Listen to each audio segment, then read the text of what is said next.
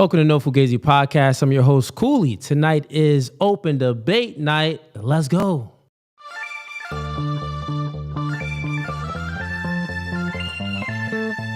And y'all see the suit too, man. Listen, new studio, new podcast by the spirit, not by the letter. Bro, we can go verse for verse all day long. Made over. Doing new things. Men are okay with understanding the reality that we are in competition with one another. But you ladies think that you're special. You are in comfort.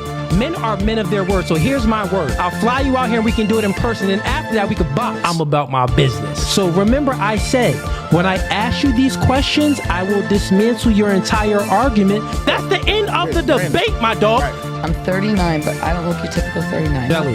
Yeah. You look 39. It's okay though. That man isn't intimidated by a woman like you. He's annoyed by a woman like you. Because a man doesn't want to date another man. He wants to date a woman.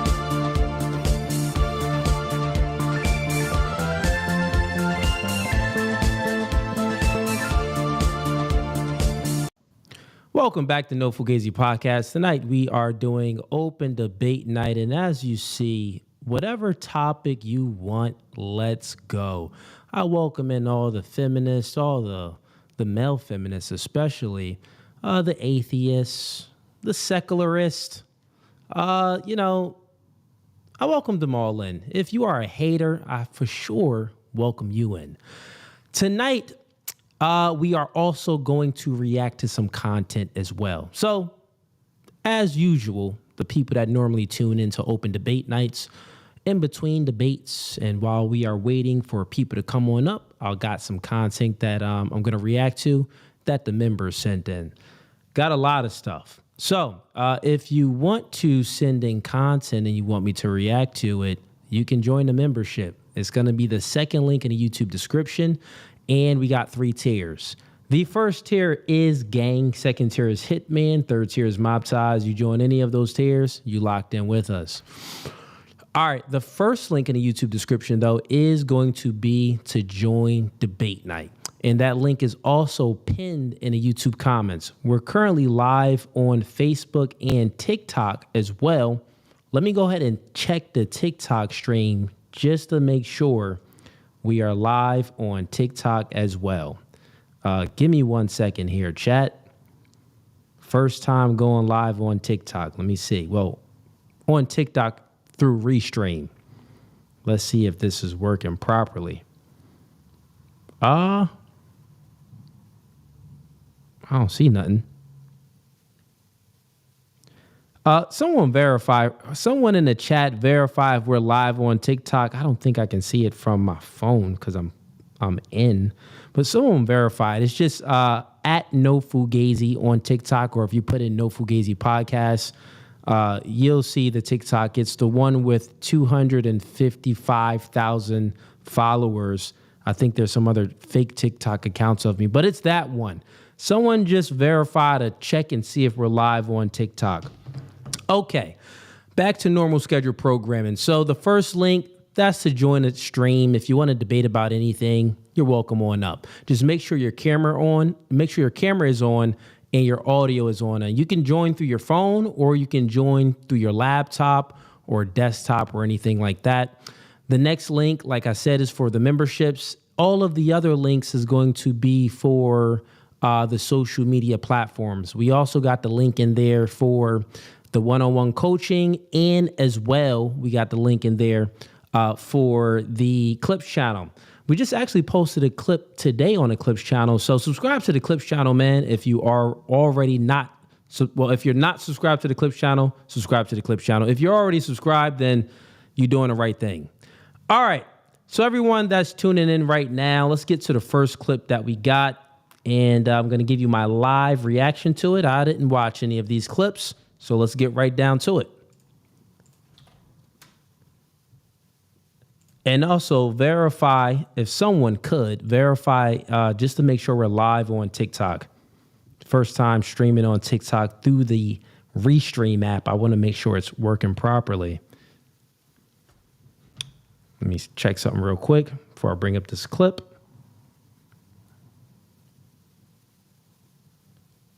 Yeah, it should say Yeah, nah, what? It doesn't show me here on my phone. Let me check the desktop real quick. Let's check this out.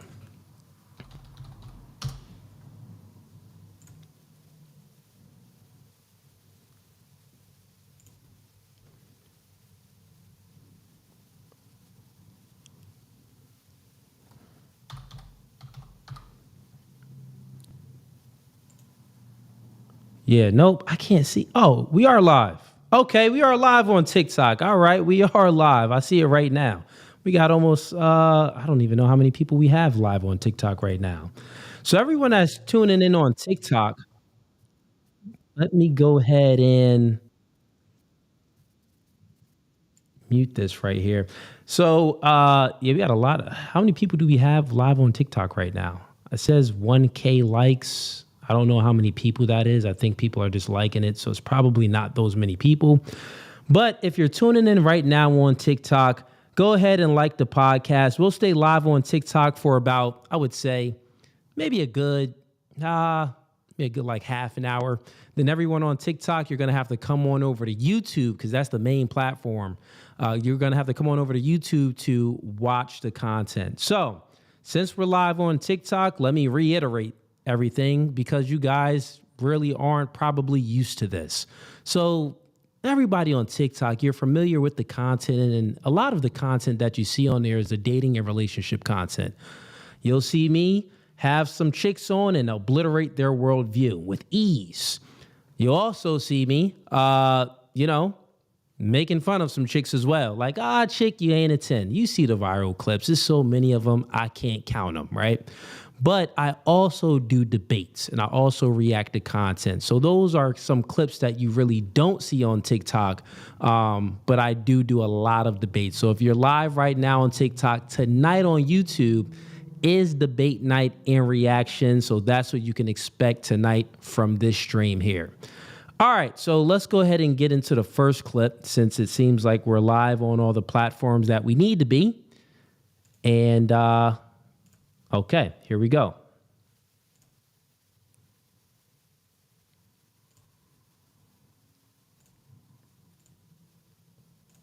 All right, so here's the first clip. Let me go ahead and make my screen like this. Through people don't cheat, according to her. Ran through people don't cheat. Why would I f up my happy home over some when I've taken so many? I don't even know my body count. I've seen it all, done it all, tried it all, been flipped and everything. So what am I going to fold for? You inexperienced people fold for anything because you never had shit. Ran through people don't cheat. Yeah, so this is a complete 304.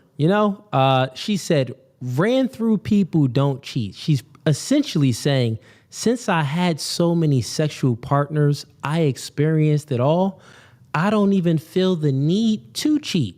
Then she continues to expound on, that's the reason why y'all get cheated on is because y'all girls don't have enough experience. So this is just, this is lunacy, I would say. And it doesn't adhere to reality at all. It's actually statistics. So statistics was ran, a study was ran, and it showed that when a woman hits a body count of 5, the probability for her to maintain a long-term relationship drops down to 20%.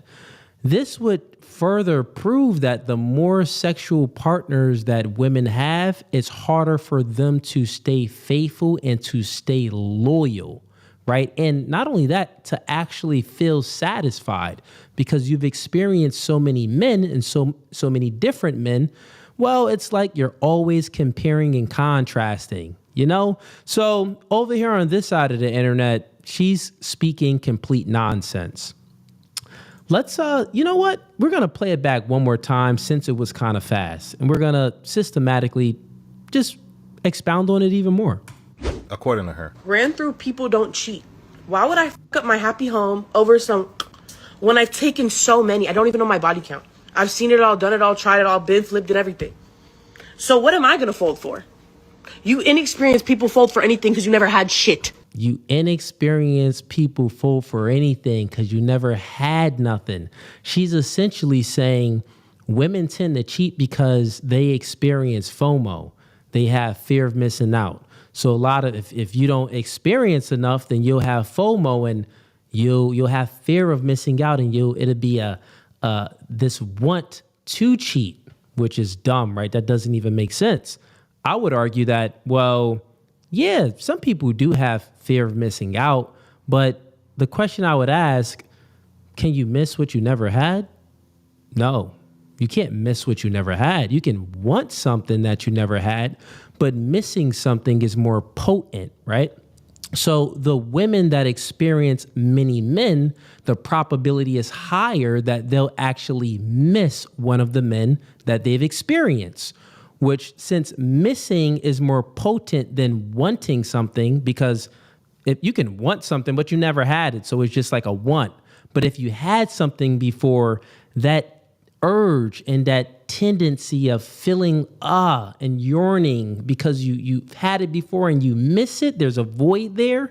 It's like the probability is much higher for that person to gravitate towards and go after the thing that they miss rather than the thing that they want. Now, it's not to say, I think that both people, if they have the mindset and the will, they can do both. They can go after the thing that they want and the thing that they miss.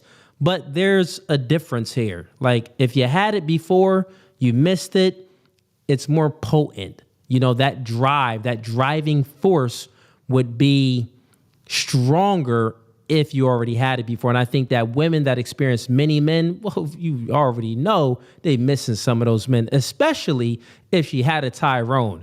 If she had a dude that was piping it down, laying it down good, she gonna be missing him. And guess what? Tyrone just hit it and disposed of her. So for sure she's gonna be missing Tyrone. So this woman is just dumb. This is whole logic. If you take anything away from this, whole logic. All right, let's move on to the next clip.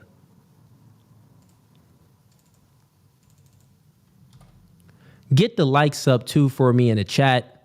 If you're currently tuning in, get the likes up now. Actually, you know what? Do this for me.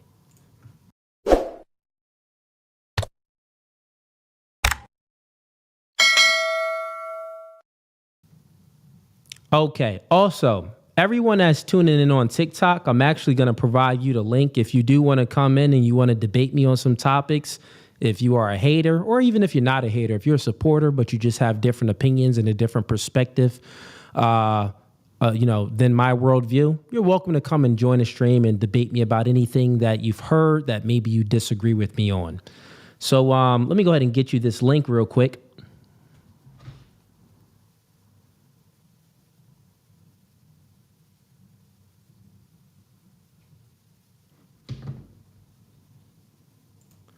And I'm going to put this link in the comments on the live stream on TikTok. So give me a second. I'm going to pin it too. Link to join stream.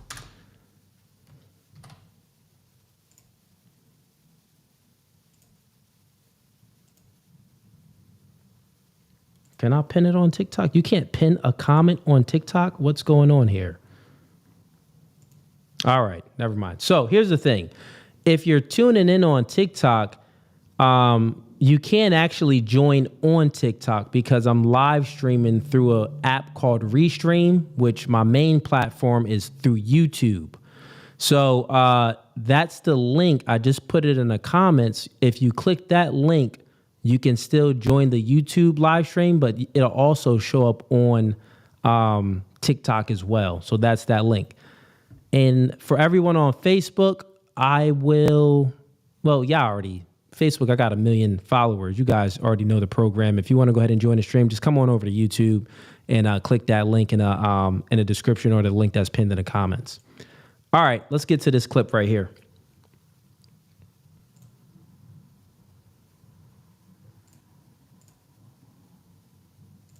I'm about to be 25. Do you have a man? No, I've never had a man because my bar is up here and all I'm receiving these days is a bare minimum. Wait, you're 25 and you... So think about what she just said right there. She said she's 25. He asked her, do you have a man? She says, no, I don't have a man because my bar is up here, meaning my standards are high. It's up here. but all I'm receiving is right here. So women are so naive and so silly because when they speak, they don't even know what they're saying. They don't even know the truth that they're telling. And the truth that she just told is that she doesn't have the ability to attract the man that she wants. Her standards are here, but all she's receiving is men down here, right? Because she can't attract the men that meet her standards. This essentially means that, well, if you don't have the ability to attract the man that you want, obviously you're doing something wrong. And for women, it's very weird is because everything about you is to attract a man. You never approach a man. Generally speaking, women don't approach men. They advertise themselves and they wait for men to approach them. So it's crazy. It must mean something is wrong with the way that you're advertising yourself because you can't get the guys that you want to approach you. Let's continue on. Never had a man? You've never been in a relationship? I was plus size till I was 18. But that was, what, 8 years ago? Calm down. Come close. I'm about to be 25. Okay, now she says she was plus size because he's asking her like, wait, you're 25. Like, what's going on here? And she says, she tries to make an excuse. Well, I was plus size. I was overweight. I was a fat chick until I was 18. Now, mind you, that's an entire 8 years that went by, like this guy said. So, and the crazy thing is when chicks be fat and then they finally like get in shape, bro, their ego be out of this world, Now, keep in mind, all players know when chicks be fat and then they lose that weight, they still got that fat chick low self-esteem usually. So it's a little bit still easier to get the box, you know what I mean, from those type of chicks when they lose weight. Normally, that's how it is. All the real players out there, you know how it is if you were ever spinning plates. I don't recommend it. I'm just saying that's the reality of the situation. So, yeah, man, it's telling. Let's continue on. It's not that far away, but like when I got officially slimmer at 19, I was like, okay, I'm gonna get a boyfriend. Everyone just wants to fuck. Guys like girls with no personality. I intimidate. Let's pause it there. So she says, everyone just wants to smash. Every man just wants to smash. What does this tell you, chat? She's telling on herself. Now, the thing is, when women speak like this, she thinks she's flexing. She's like, well, yeah, like my standards are here and I'm single because no man is worthy of me. This is what she thinks in her mind.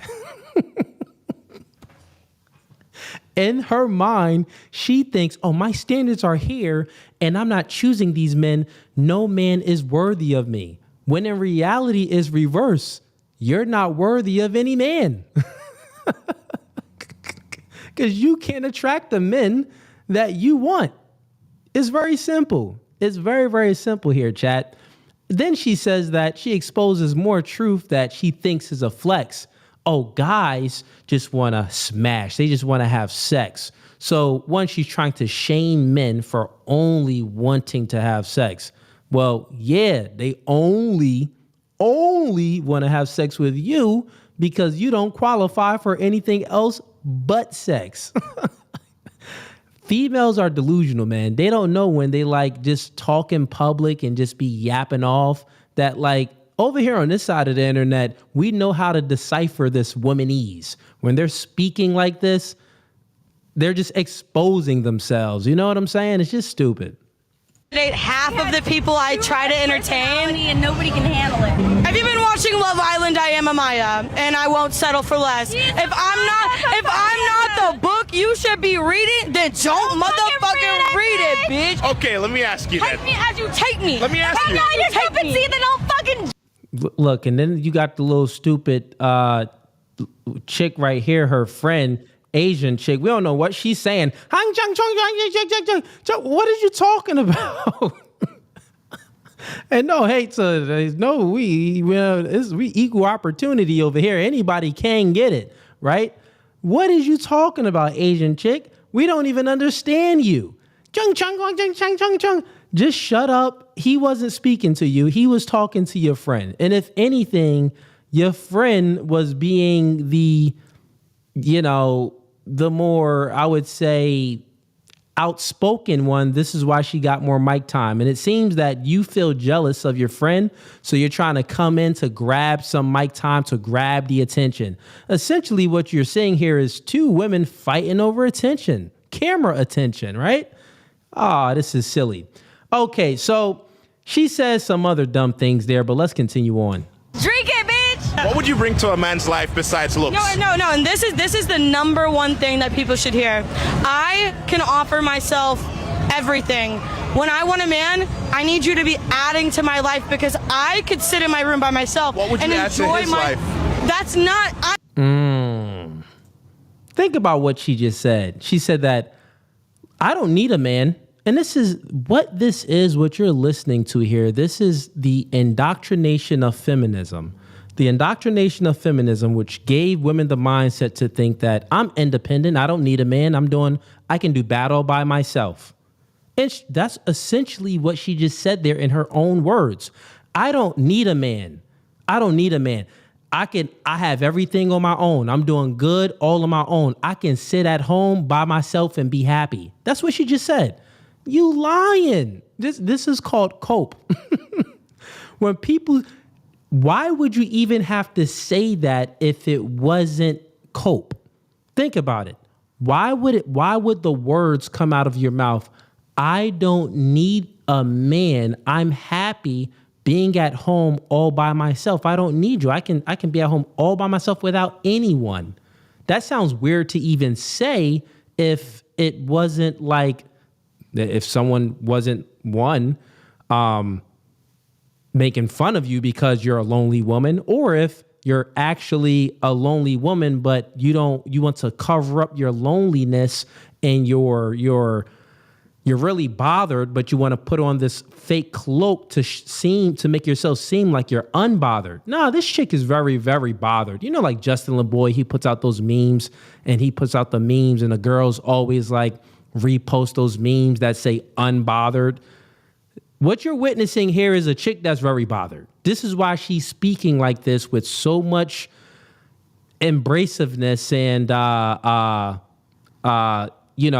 let's say this fake confidence and this ego. A lot of this comes from pride, and the opposite of pride is actually shame. So these chicks, they'll try to act all prideful and all confidence and have this ego about themselves. But what we see here is pride.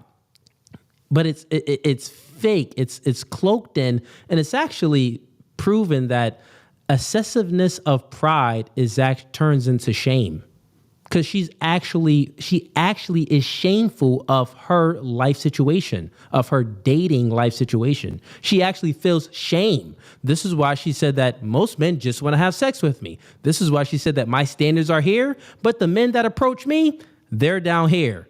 Obviously, you feel shame, but you're coping to try to be all prideful and have this fake confidence about yourself. This is just me psychoanalyzing the situation. Let's continue on. I'm the prize, my guy, and I feel like no, hold on, and I feel like I'm not trying to add to anybody's life. I'm a woman. I'm not seeking a man. I'm not seeking that. If a guy is coming into my space and he wants to be with me, I need you to be adding to my life, because if you're not, I enjoy sitting alone. How old are you? That's it. I need a guy to be adding to my life, and if he's not, I enjoy sitting alone. Bro, chicks is crazy, man. You're not fooling nobody. And that's the crazy thing. They think that they fooling somebody. I enjoy sitting alone. You're a liar. If it's anything, now men, we don't mind sitting alone. Actually, I would say that a man that's on his purpose, most of our life existence is a lonely road. It's lonely at the top. It's lonely at the top, man. Working, having many businesses, or if you're trying to climb up the corporate ladder, if you have this drive and you're very ambitious and you're focused, it's lonely at the top. But men, we are okay being lonely because we don't get in our heads like women do. Like, we don't have all of these demons and overthink like women do. Generally speaking, women are the overthinkers, right? So they're overthinking a lot. They're definitely not happy being alone. Thinking a whole lot, all them demons, you're going to have a lot of bad thoughts. And then we know that, from a scientific level, women are higher in trait neuroticism, which means that they feel more negative emotions than a man. So her thinking a lot, the probability is higher for her to feel more negative emotions about the things that she's thinking about. So this would conclude that, she doesn't enjoy being alone. She's actually miserable being alone. This chick is delusional. Let's get to the next clip. And once again, anyone that wants to join the stream tonight is open debate night. But currently right now we are reacting to clips. But if you do want to join debate night, we are live on YouTube, Facebook, and TikTok. Everybody that's tuning in on TikTok, if you want to go ahead and join debate, you can go ahead and click the link that's pinned in the comments. Let me go ahead and actually put that. It's actually not pinned in the TikTok comments, but let me go ahead and throw the link back in the TikTok comments. So there's the link on TikTok. I just went ahead and threw the link to join the live stream on TikTok. Now, everybody on YouTube, you can just click the link that's pinned in the YouTube comments or click the link that's in the YouTube description. And if you're on Facebook, you want to go ahead and debate me about anything that you disagree with me on, or if you're just a hater, you want to talk crap on Cooley today, well, tonight's your night. You can go ahead and get that 15 minutes of fame, right? What you do is you go on over to YouTube, click the link, and I'll bring you on up. Just make sure your cameras are on too. All right, everybody. Let's go ahead and bring up another clip. I seen we had two people come backstage, but their cameras wasn't on, and one of them left out. Let's see what we got here.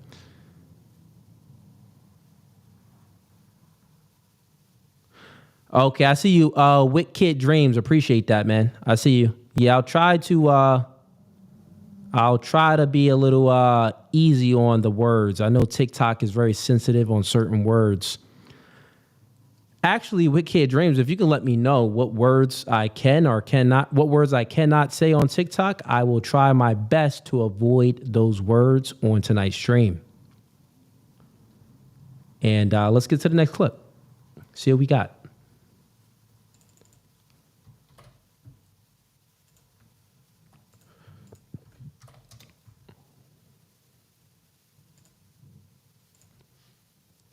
She cheated, would you tell her boyfriend? How long have they been together?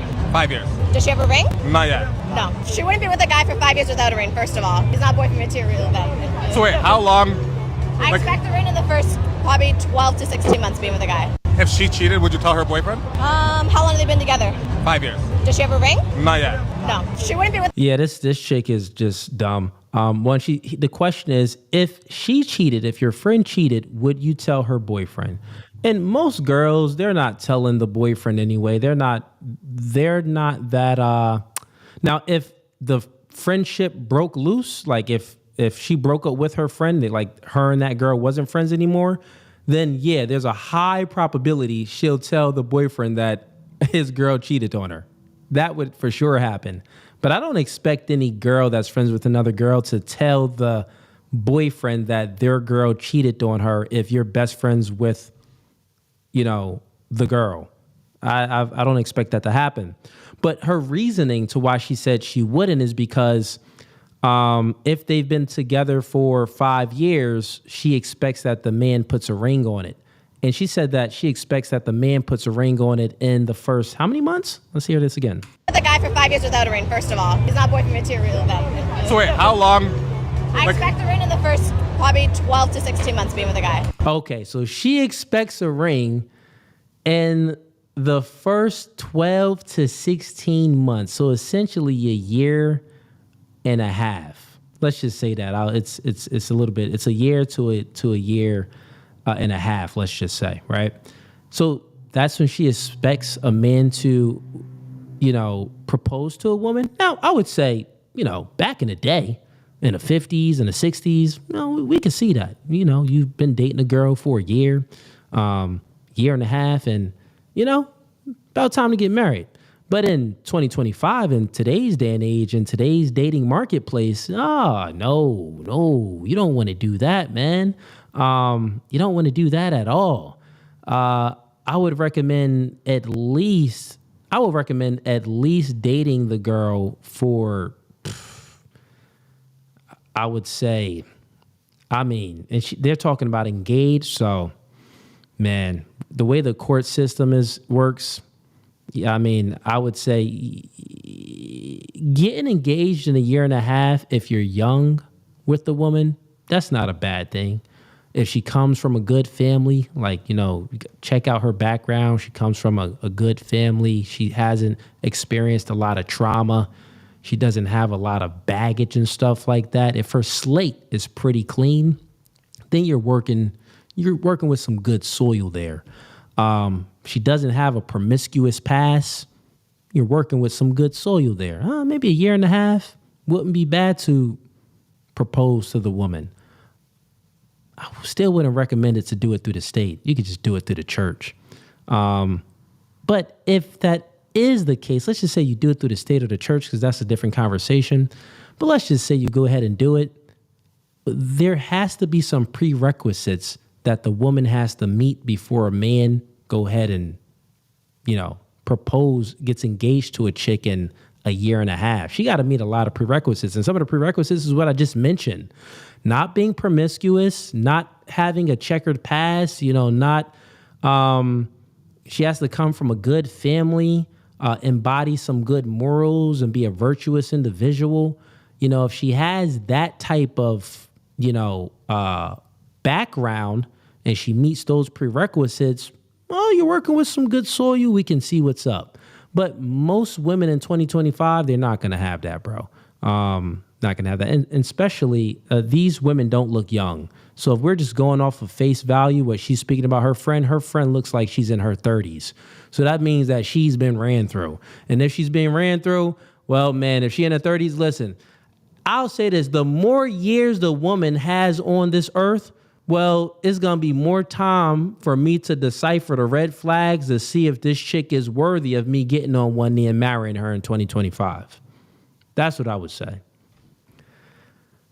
If she cheated, would you tell her boyfriend? How long have they been together? 5 years. Does she have a ring? Not yet. No. She wouldn't be with a guy for 5 years without a ring, first of all. He's not boyfriend material then. And look, the friend is even laughing. And essentially what you're seeing here is pride, it's ego.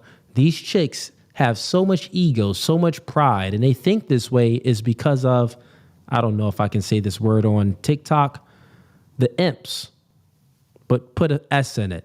You guys know what I'm talking about. But there's men that pedestalize women so much that these women get this overinflated sense of ego where they think like, oh, I'm special. And, if a man isn't going to get on one knee and propose to me within the first 12 to 16 months, he's not even worthy. And essentially, she's saying that she would basically be okay with her friend cheating on the boyfriend if he didn't marry her in 12 to 16 months. That's the truth of basically what she's saying. Oh, if you don't marry my friend in 12 to 16 months, she go ahead and cheat. I ain't telling. So essentially, she's saying that it's okay. Because, well, if you ain't married in 12 to 16 months, then what are you doing, right? These chicks are delusional. And not only that, you can tell these are single women speaking. All right, we got some people coming backstage. For all the people backstage, just make sure your camera is on. Make sure your audio is on. And I'll bring you on up. Actually, we got WKid backstage, and we got You're All Shook. I believe you came in about 2 streams ago. So I'll go ahead and bring you guys up now. Let's bring up WKid. What's going on, man? Welcome to the Fugazee podcast. How you doing? Yeah, I'm just trying to find some words that you can use and can't use because, ain't trying to have you get banned over something stupid. On TikTok, that is true. Yeah, is there any words that I can't use on there? Like, what words can I say on there? Pretty much, I know you can't curse, but you don't really have to worry about that because you don't do it anyways. More derogatory words. You can't talk about, some emotion is what you have to say if you want to talk about. Oh, okay. Well, I got to say, like, termination of unborn children. Something like that, right? You also have to say unalive. You can't say the K word. Okay. Yeah. Okay, so you can't even say the K word at all on there.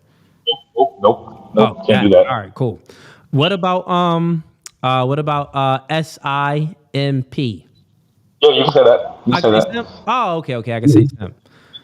I think only on Twitch you can't say simp. I think that's... Yeah, no, I don't have TikTok. I don't have Twitch, so but I just know from watching Andrew when he does his TikTok invasions.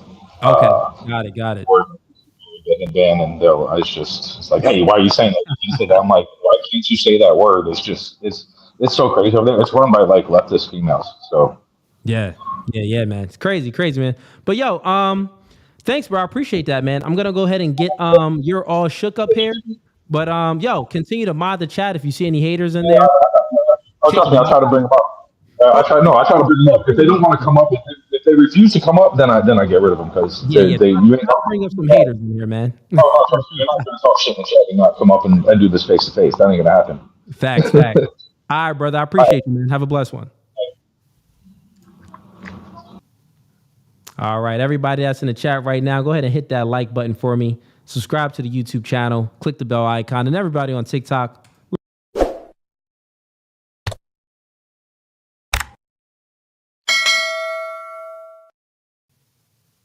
all right. Let's see who we got in here. All right. Welcome to No Fugazee Podcast. State your name. Where you from? Yo, what's good? It's your all shook up. I'm out here in Cali. We talked that one other time, I believe, maybe like a week ago. Yeah, I think it was maybe about a week ago. Yeah, man. Yeah, I was watching that the little clip you were showing. You know what's funny about a lot of those girls?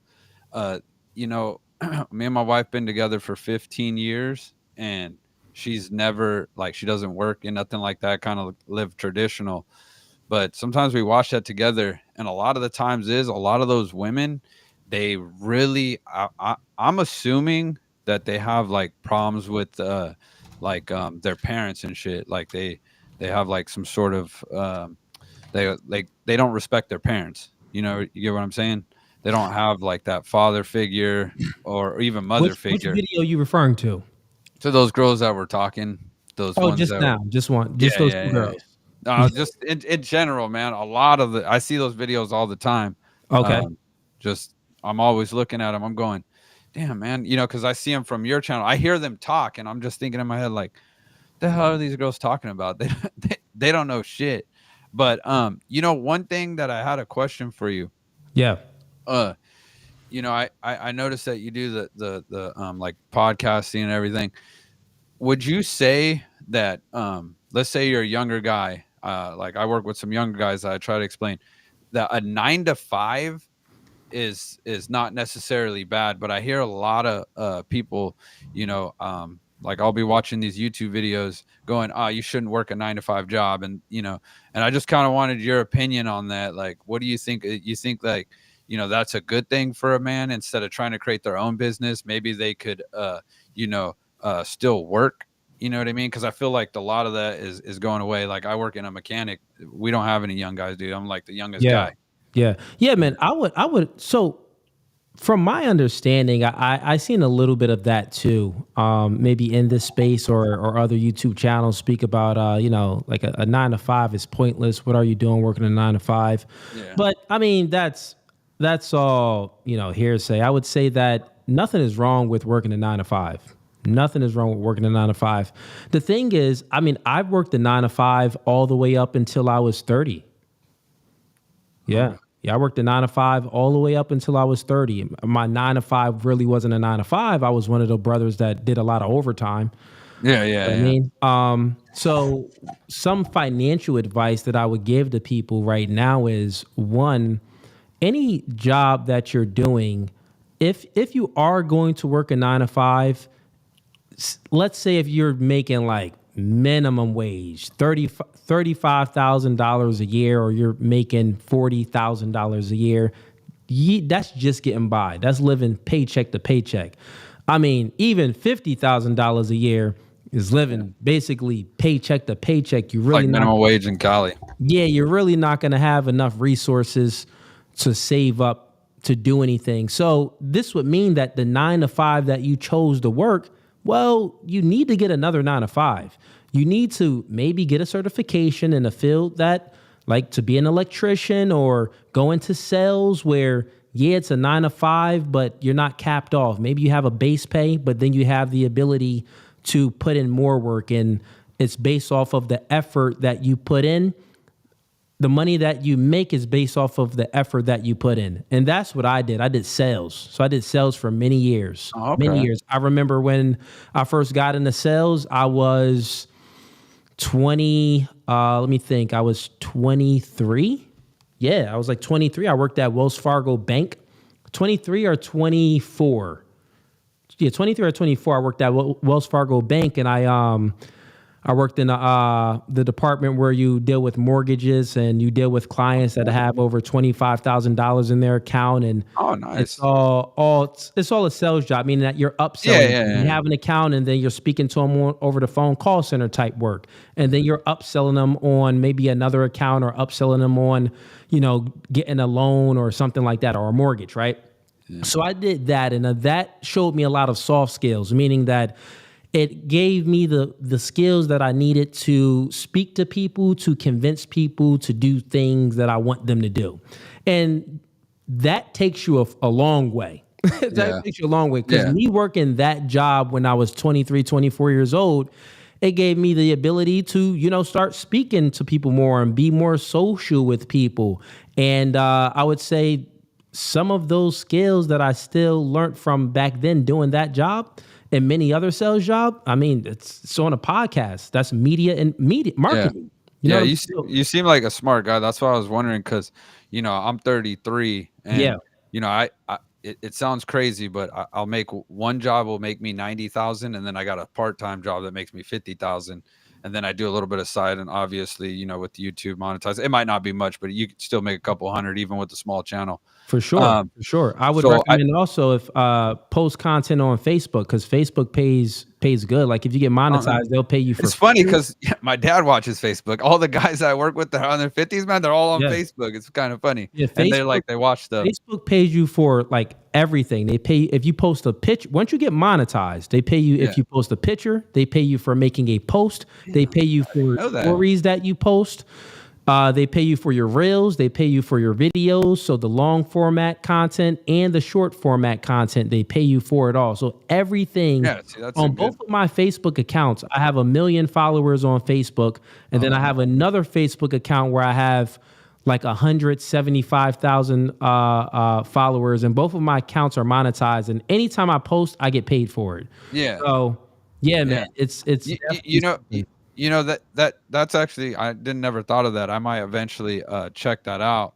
But when it comes to the job thing, I was telling these younger guys, I was like, hey, sometimes even if, and I'm talking about early 20s, even if real quick, we got Wesley Lawrence. I see you back there, Wesley. I'll go ahead and bring you up. And then we got Jim Murray. I see you back there. Going to bring you up too. Yeah. I'm sorry. Go ahead, man. No, you're good. You're good.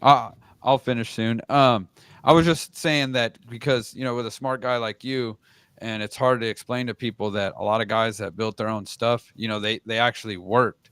They weren't just at home for 20 hours a week saying, I deliver pizza or whatever, and just not doing nothing. Like, you have to actually, put that work in so someone could eventually recognize you. And I noticed that they don't really listen to like people around them, the younger generation, the younger dudes, but like if you were to tell them, they'll be like, oh, well, that guy must know something because he's got this. But what they're not seeing is the guy right next to him makes a good living, and I know how it works. And a lot of the people they lack work ethic. So a lot of people are just lazy. So like when you're giving financial advice, a lot of channels do it. They give financial advice, and I commend them. I think that's a good thing. I think it's dope. But I think that you'll still have a very small percentage of people that's actually going to take that advice, because most human beings are lazy. They don't actually want to go out there and put in that work.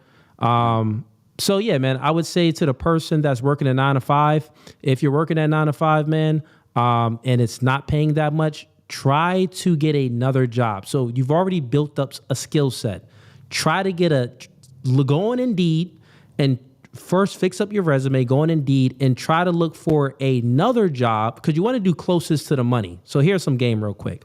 You have a skill set already. You've been working for a while. So closest to the money is, well, the skill set that you currently have would get you closest to the money, meaning that you don't have to go ahead and take a certification. You don't got to read any other books. You don't have to do anything. You can take your skill set and apply it to another job. But you got to search in that job market and see which jobs are paying more, which jobs need your skill set, and which jobs are paying more, and then apply there.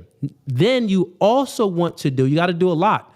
You also, it's not a lot, but you have to do it all, I would say. You also then want to look in the job market and see, well, what wouldn't mind doing? What field do you want to get into? Do you want to be an electrician? Do you want to get into whatever it may be? And find out the certifications that you need or what's required. Go ahead and get that skill set and then apply there. So say if you're making $40,000 an hour, but then there's a job that's making $60,000 an hour worth your same skill set. Apply to that job, try to level up, but then also try to get another skill set where you can make even more money, where you can get into 100K. And while you're doing that, if you have time, try to work overtime and then also try to get a second job as well. We're men, bro. We work. Bingo. Yeah. Stop being lazy. You have great advice, bro. Like I could literally just show them what you just said and you just paved the way, you know? And it's just funny because it's coming from someone that obviously I knew you would say that, but I just figured, get your opinion because you'd be surprised. There's other people that will say, don't work a 9 to 5. You'll see these people don't do it. Don't do it. That's stupid. But what you just said is reality. So definitely appreciate you, brother. And the other thing is right before you go and right before I bring up, I think I'll bring up Wesley next, right before you go. Yeah. When people say, well, don't work a 9 to 5, go out there and try to create your own business. Well, most people aren't even creative. Like create what? Like know, what right? type of business, right? Like what are you going to create, right? So the advice that I would give to that, if you do want to get into the field of being an entrepreneur, it's very simple. It's not that hard. Just go into the market, look into the market and find a void. Find a void in a market, and it can be any market you want to go ahead and get into, but you have to get into a market where you find a void. If you're going to get into something and there isn't any void in that market, well, how are you going to, it's supply and demand. Why would anyone demand anything from your supply if you're not, filling that void? You get what I'm saying? Like no one's going to care about your supply if there's not a void for what they want. Right. So it's just silly. And like you said, if you're definitely not creative, in my opinion, find something that you're decent at and just work hard in that skill set. Yes. And then eventually over time, you'll build up to being good. And most human beings need direction anyway.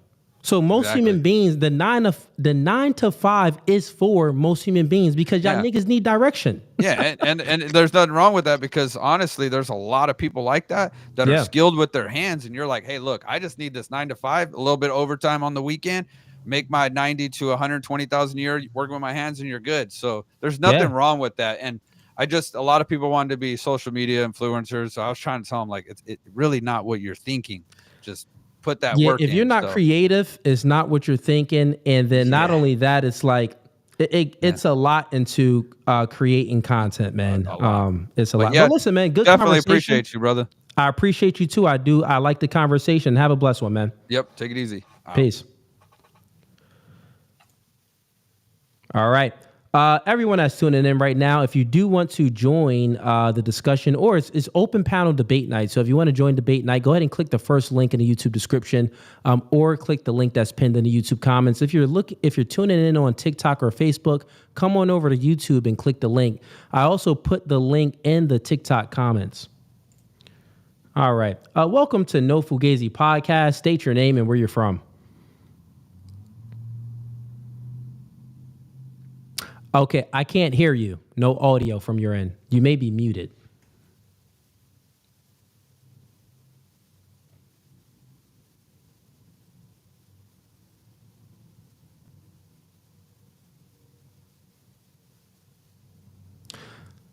Still no audio. Nope. Still no audio. Try closing the stream. Try closing it and then coming back in. Sometimes that helps too. Yeah. Close out, come back in. All right. On to the next. Welcome to No Fugazee Podcast. State your name and where you're from. Hi, my name is Jimothy. I'm actually from the UK, but I'm here living in Sydney at the moment. Okay. All right. And what are you here to debate about? Well, I mean, I just want your take on the Candace Owens thing. She's going after Brigitte Macron, and there's a lot of people, certainly in the YouTube space, who believe that as a woman, she shouldn't be getting involved in this. She needs to basically stay in the kitchen with her family and so on and so forth. I personally don't believe that that's a valid argument at all. I believe that we're involved in a bit of a war at the moment. Humanity's involved in a war. This woman, who happens to be a very good journalist, has uncovered some facts. She's decided that she's going to stand on business. She's going to stand behind what she believes.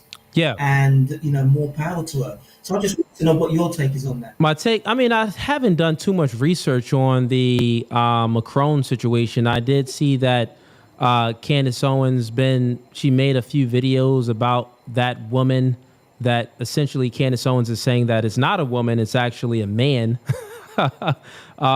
Candace Owens is funny. You got to give it to her. She is a prevalent media personality in the space. She's been doing it for a while, so you got to give her kudos on what she's been doing as far as her staying in the kitchen and cooking and being a traditional woman. That isn't her, man. She's not finna be no traditional woman.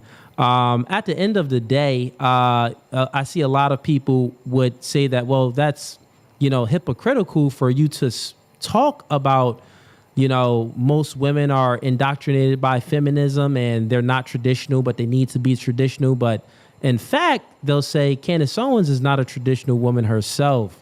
And, on one side, you got to say, well, that's a valid point. But she is a woman that's having babies, even though she had babies at a later age.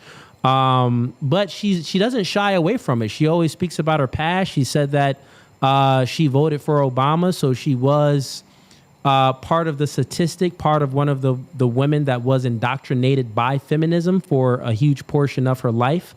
So she tends to be pretty transparent with that. But in regards to the whole Brigitte Macron thing, I think that she's just doing some journalist stuff. Do I think that anything is true or false on that? I'm going to be honest. I haven't looked into that. All I know that Brigitte Macron individual, it just looks like an ugly old woman to me. It could be an ugly old man, but at the end of the day, it's whatever it is, it's ugly. You know what I mean? So it doesn't matter. It's not in my, I don't care what they're doing over there. It's in France, right? It is. It is. I mean, look, listen, I'm with you on that. I personally, do I really care about what's going on in France? Personally, no. But if I was going to stand back and look at this objectively from 60,000 feet, I'm pretty sure Candace and everyone else concerned with this knows there's a lot more to the situation than just correct. Yeah, if it is true, correct. If it is true, there's a lot more to the situation than just the woman, just that man being transgender. It's a lot more to it.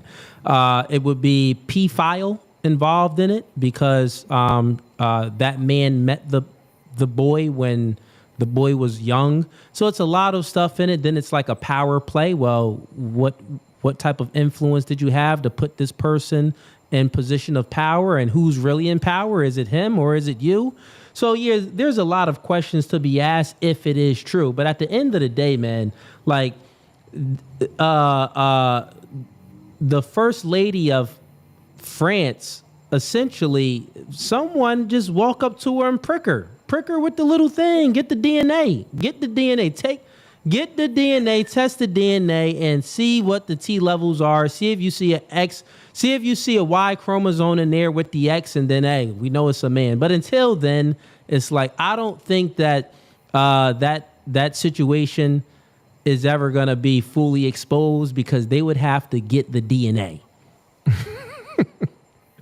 Yeah, well, and you know what they say. I was talking about this with someone yesterday, and they said, well, blue blood behaves differently to red blood. So, I personally think there's a lot more going on there, and I think that Candace Owens, in her pursuit of this, she's going to uncover some things that maybe we might not be prepared to come to terms with, because to say that it's even just more than a power struggle. We may come to have to face who is it that's really ruling over us?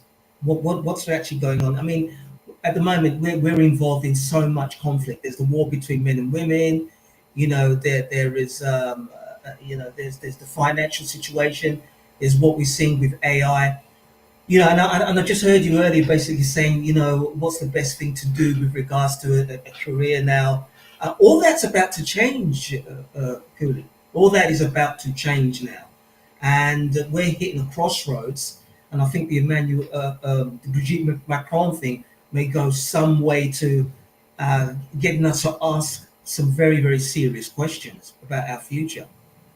Yeah, at the end of the day, when it comes to AI and technology and stuff like that, it's a little hard to say that everything is gonna change, because essentially it can be like, say if AI is people are using AI for so many things, it could be if something is used so much, then the other thing would be more valued, which would be like human beings would be more valued than the robotics and those other mechanisms. So it's hard to really fully put your finger on it.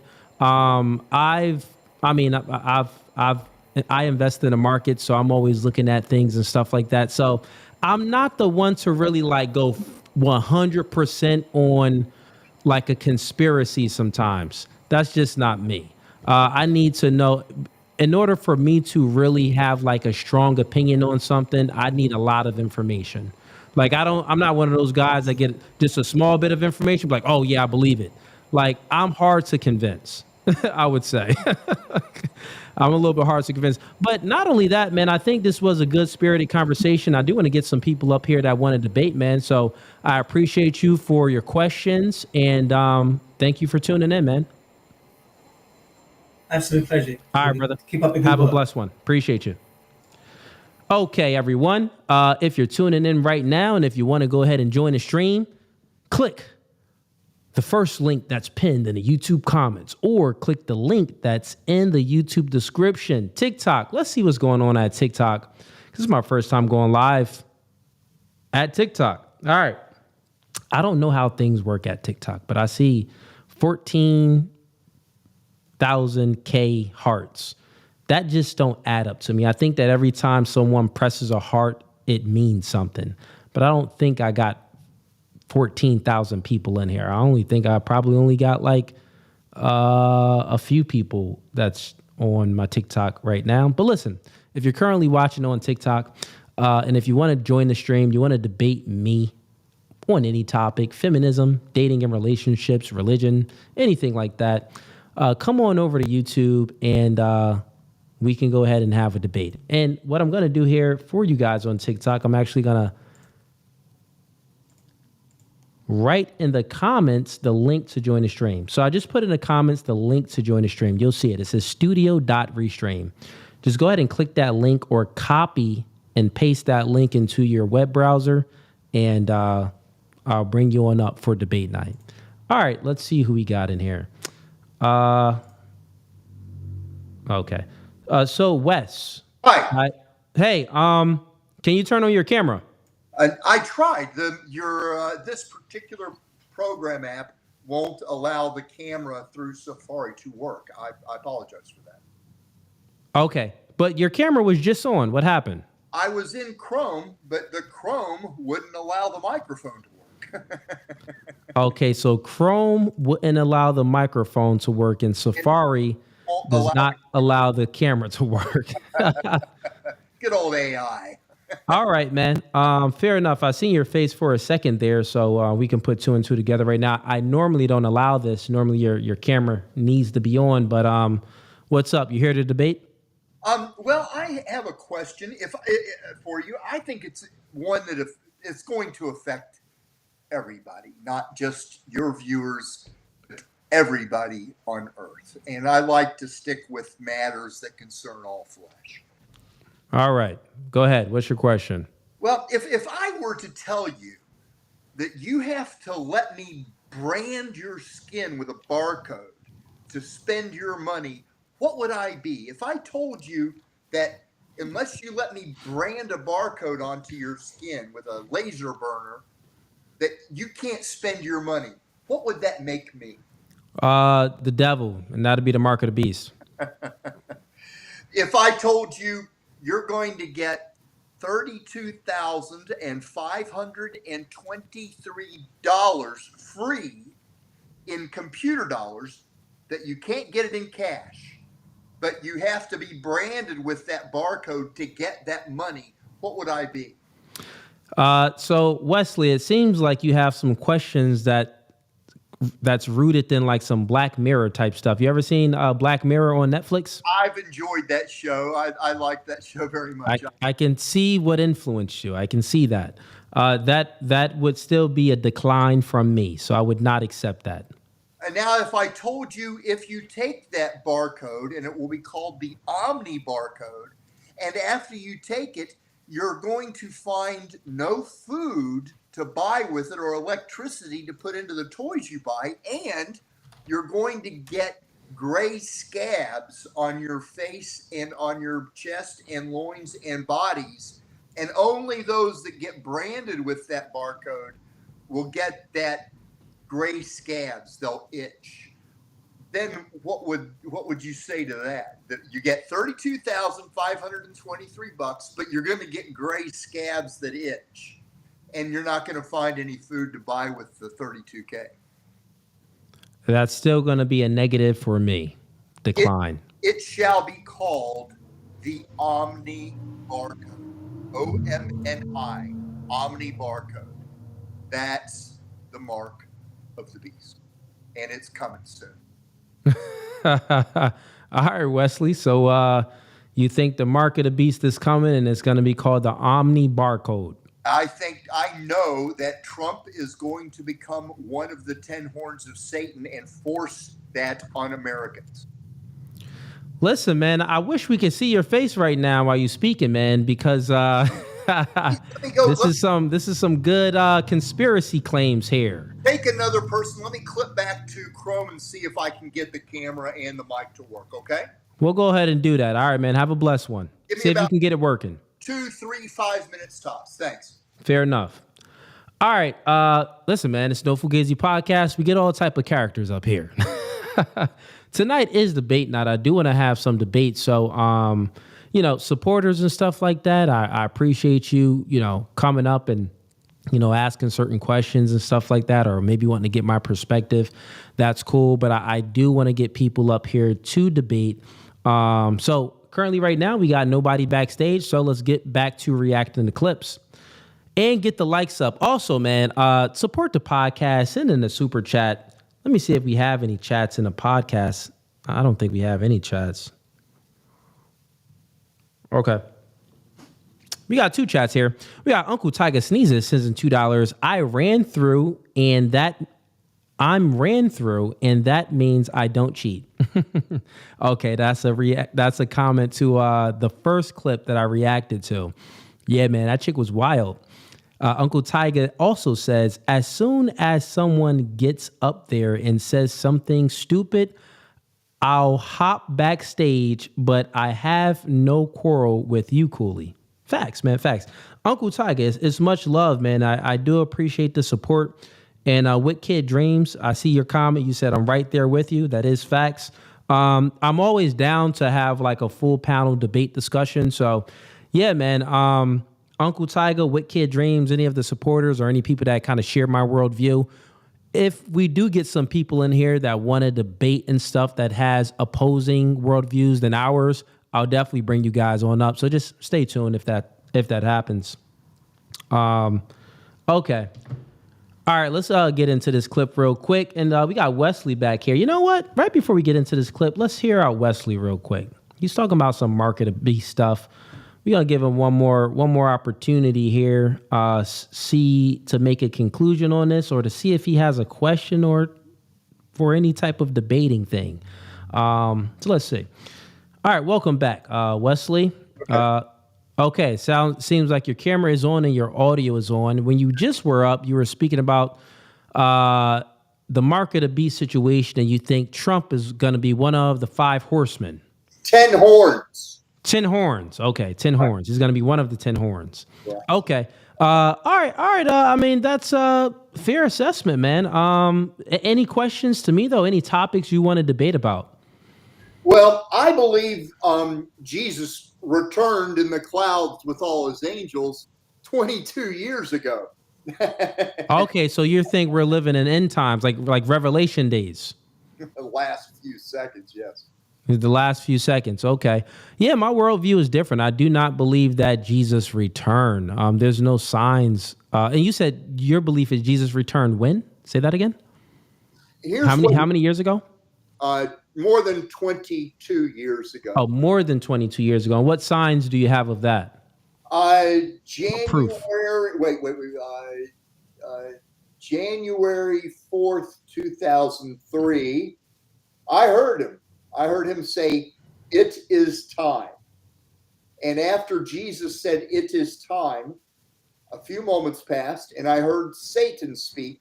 And Satan pretended to be Jesus's voice and said, "Sad and delicious." I walked out into the street and I saw some people run out of a place in Chicago called the Martini Bar. And they ran into the street, about 15 of them. And they said, "We've got the Holy Ghost. We've got the Holy Ghost. What do we do?" All in one voice. And then you woke up and you was dreaming, right? Right. I feel you, man. I feel you. These are the only words that the Holy Spirit of Jesus Christ spoke to all mankind. It is time. Tell the vision, August 25th, 2005. Tell the vision, November 5th, 2005. Tell the vision, February 22nd, 2006. Tell the vision, and you shall not need the mark. Tell the vision, and you shall heal without money. No time to talk, Allah. And then on November 21st, 2020, you want war. Those are the only words the Holy Spirit has spoken to all mankind on earth. He told. Okay, so you heard those words. Yeah, no, I heard only "it is time." Oh, okay, you heard only "it is time." Yeah. And after you heard only "it is time," where were you at? You were like in your house? I was in Chicago. Oh, you were in Chicago. And what were you doing at that moment? At that time, I was very, very distraught, evil-minded, wicked-hearted drug addict living on the streets. Okay. And then you heard the voice of God say, "It is time." And then I heard Satan say, "Sad and delicious." And then I understood, I heard some children. They all said. So real quick, okay, so you just said that this was some time ago. It was in Chicago, and you were down bad. You were drunken. You were homeless on the street. Maybe God told you it is time to get off the street. It is time to be sober. It is time for you to be clean. Maybe that's what you heard from God saying it is time. Well, he did give me the heart to get clean. It's been over 10 years since I've touched any drugs. So. Well, that's a beautiful thing, man. That's a beautiful thing, and I'm happy for that. I'm happy that you're clean. You're sober now. Apartment. I manage my money. You know, I'm in a very, very nice, comfortable place. I have. That's good. You got any kids? No, I never married. I never thought I was really good enough to get married. Yeah, why not, man? I married very, very intelligent, very beautiful women that went on to be doctors or such like that. I didn't date bimbos. So, but Okay. no, I never married, to answer your question. Never married, and you never wanted to. So you never married, and you said that you thought that you weren't worthy to be married. Yeah. Okay. And so like you never wanted to, leave your legacy behind? Because how old are you? I am 64 now. 64 years old. And you never wanted to like plant your seed in some good soil because you said you met some good women, right? To go on to do some good things. So you never wanted to leave your seed in that woman and create a copy of yourself? Not having seen the world that I've seen, I wouldn't want to bring a child up into this now. You wouldn't want to bring a child up and says, well, the Bible says, I can't remember the verse, but the Bible says something like, even though your father and your mother forsaken you, I will be there for you. I can't remember the verse, but it goes something like that. Essentially, this means that even though the world is terrible, even though you can be born in a bad situation, you can be born in a third world country with no clean water, when suffering seems like it's so overwhelming and there's no way through, God is still with you. So if you are a believer and you are a man of faith, you know that, you can still have children. And I'm not saying that there's some people that shouldn't have children. So I'm not trying to put that on you. Maybe you were just one of the individuals that you weren't meant to have any kids, right? Fair enough. But generally, I think that I don't think that, the way you view the world or circumstances should stop you from having children, because children is a beautiful thing. Once you actually have a child, you'll see that as beautiful. And it's a huge motivator as well, too. But let me bring up Tiger Sneezes up here. Uncle Tiger, welcome to the chat, man. What's going on with you? Living the dream, one nightmare at a time. How are you doing? I'm doing pretty good, man. You've been listening to this conversation. Any questions for Wesley? Yeah, just one question. I'm going to ignore the complete lunacy about Donald Trump and the 10 horns or whatever you said. That's fucking absurd. But I just wanted to ask you this. Are you aware of the verse that says, no man knoweth the day nor the hour? Who said I'm a man? Are you not a man? I'm asking you, who said that I'm a man? I don't see how that's answering my question, but are you not a man? The day and the hour is the day a green Volvo station wagon with a nuclear bomb in it exploded in Chicago.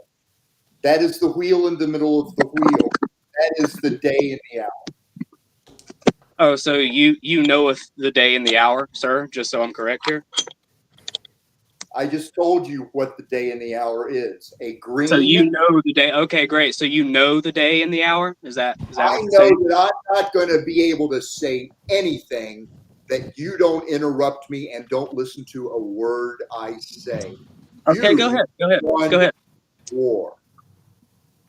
I know that the day and the hour is the day a green Volvo station wagon built by 4 young engineers who built a nuclear bomb into that car shall park it in the Twin Marina City Towers in Chicago, next to the Chicago River downtown. The 2 buildings shaped like corn cobs. They will detonate it. That's the fire enfolding in itself in Ezekiel. That's the terrible ringing is the detonator. It shall melt one of those 2 buildings. That day, you're not going to have a Washington, D.C. No more Pentagon, no more White House, no more Supreme Court, no more Smithsonian.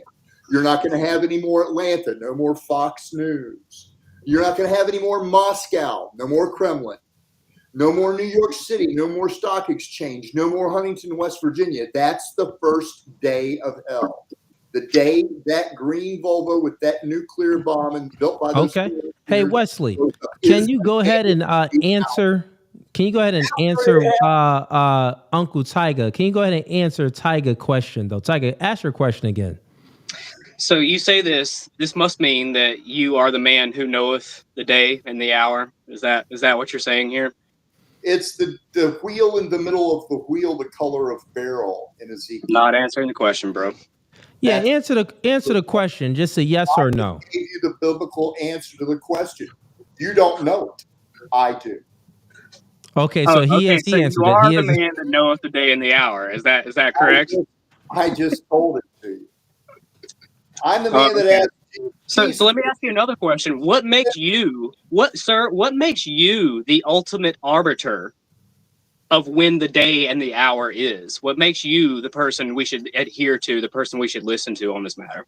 You're the one saying ultimate arbiter, not me. Jesus showed you this. You said you're the one that knows the day and the hour. That makes you the ultimate arbiter by your own claim. So I'm asking you to justify that claim through biblical scripture. Yeah. You know it too. Jesus showed it to you in visions and dreams. I know it in the flesh, for I met the 4 engineers and saw the device when I was in Chicago.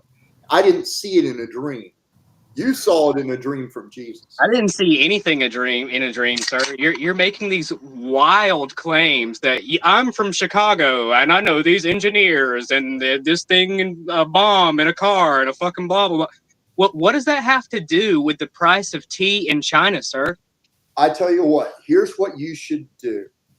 You're going to be offered $32,000 and $523 to be branded with an Omni barcode. Get it. Get that barcode. I'm not going to war with you. You get that barcode and prove me wrong. Go ahead. What? All right, Wesley, come on, man. I mean, it makes sense why you're not married. Oh, Wesley, answer this question. This question off topic. Have you ever foiled with a woman? You ever got your wang wet? You ever dipped into some gushy stuff? I'll tell you what, when I visit you, maybe I'll answer that question. That's a silly question. Nah, I wouldn't let this man visit me at all if I were you. I'm not. Hey, Wesley, are you a virgin? That's essentially what I'm asking. I heard your question. Let me ask you this first. All right, go ahead. 4 months ago, did you get real bread? On October 10, 2005, did you hear a voice that said in your head, I will turn and toss you violently like a ball? On March 31st in the year 2020, could you not move in your bed and you heard a loud voice in your mind say, don't tell the vision? Well, first of all, in 2005, I was 10 years old. In 2020, I've never heard voices in my head that I thought were God. Just to go ahead and clear that up, because that is kind of, insane. But yeah, I never heard any voices neither. It wasn't God. It was Satan. And that's the way Satan's going to turn Trump into one of the 10 horns. All right, so answer the question. Did you ever have sex with a woman? I'm not going to answer. That's a childish question. That isn't a childish question, Wesley. We need to know. You saying some off the wall things, and normally people that say off the wall things. Listen, Wesley. Here's what I know. Wesley, real quick. Here's what I know about human nature. I know something about human nature. Men, we have 17 times more testosterone than women do. Men, we get turned on like a light switch. We are built, all human beings are built to procreate. So we have this natural proclivity to want to have sex. This is why when you go to sleep and during the middle of the night, you have a boner normally when you wake up, depending on your testosterone levels. Your testosterone levels may be down now. You're fairly old, but essentially what I'm saying here is, man, Wesley, if a man hasn't foiled with a woman, then it's a high probability he may become crazy. And the things that you're saying right now, Wesley, is pretty crazy. It seems like you haven't had sex with a woman. You and I have different definitions of what a man is. In my definition, it's not somebody that talks about his privacy like that in such a public and childish and blurred way. How old are you again, Wesley? I'm 64 years old. 64 years old. All right, fair enough. You've been on this.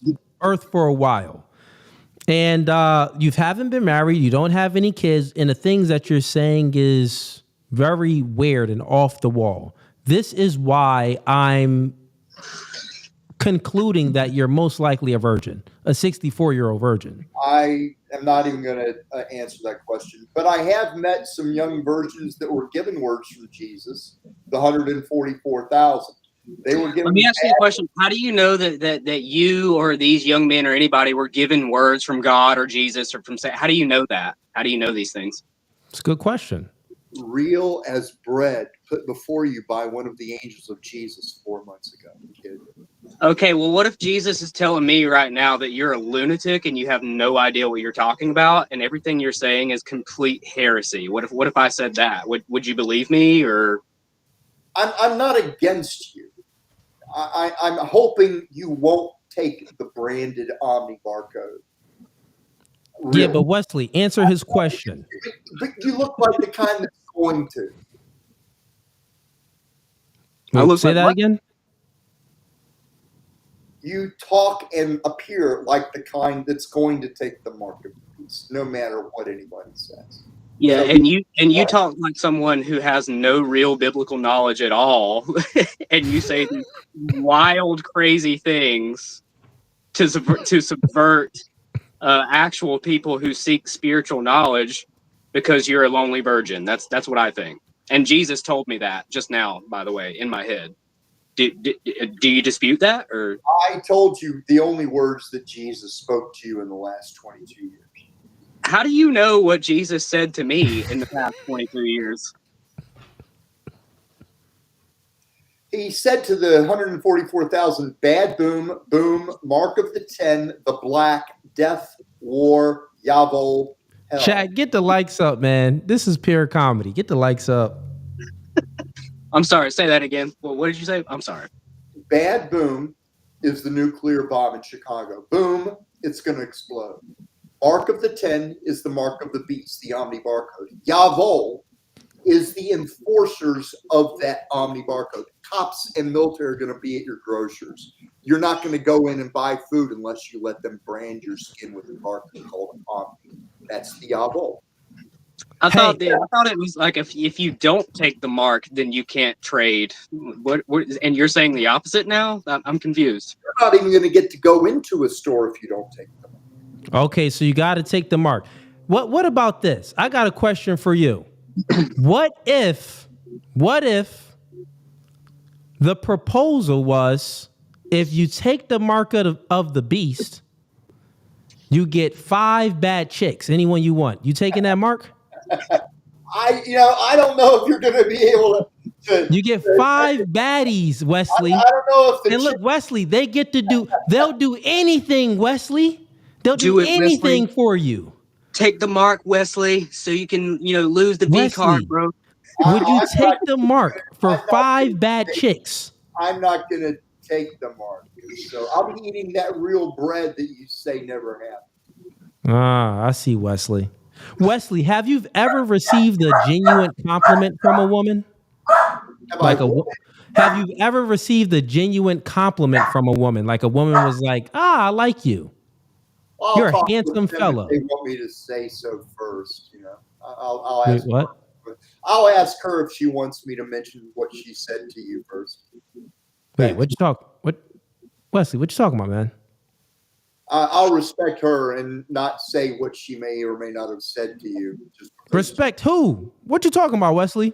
What you talking about, Willis? All right, Wes, you up out of here, man. You talking crazy, but good conversation, man. Peace. We had to get him up out of here, man. What the heck is going on? Wesley, listen, once Wesley get his little Wesley wet, it's over for him. Those delusional things that he's speaking about and those demons that he has in his mind, once he gets some post-nut clarity, he gonna be healed. Look, 2 things can heal him: Jesus for real or some poom poom. Nah, I'm playing. That's crazy though. Hey, Tiger, man, good conversation, man. Appreciate you for coming in, man. This was a good one.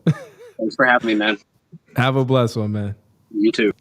All right, back to open panel debate night. That was weird, but it was a little entertaining. So I kept Wesley up for a little bit and brung up my guy Ty again here.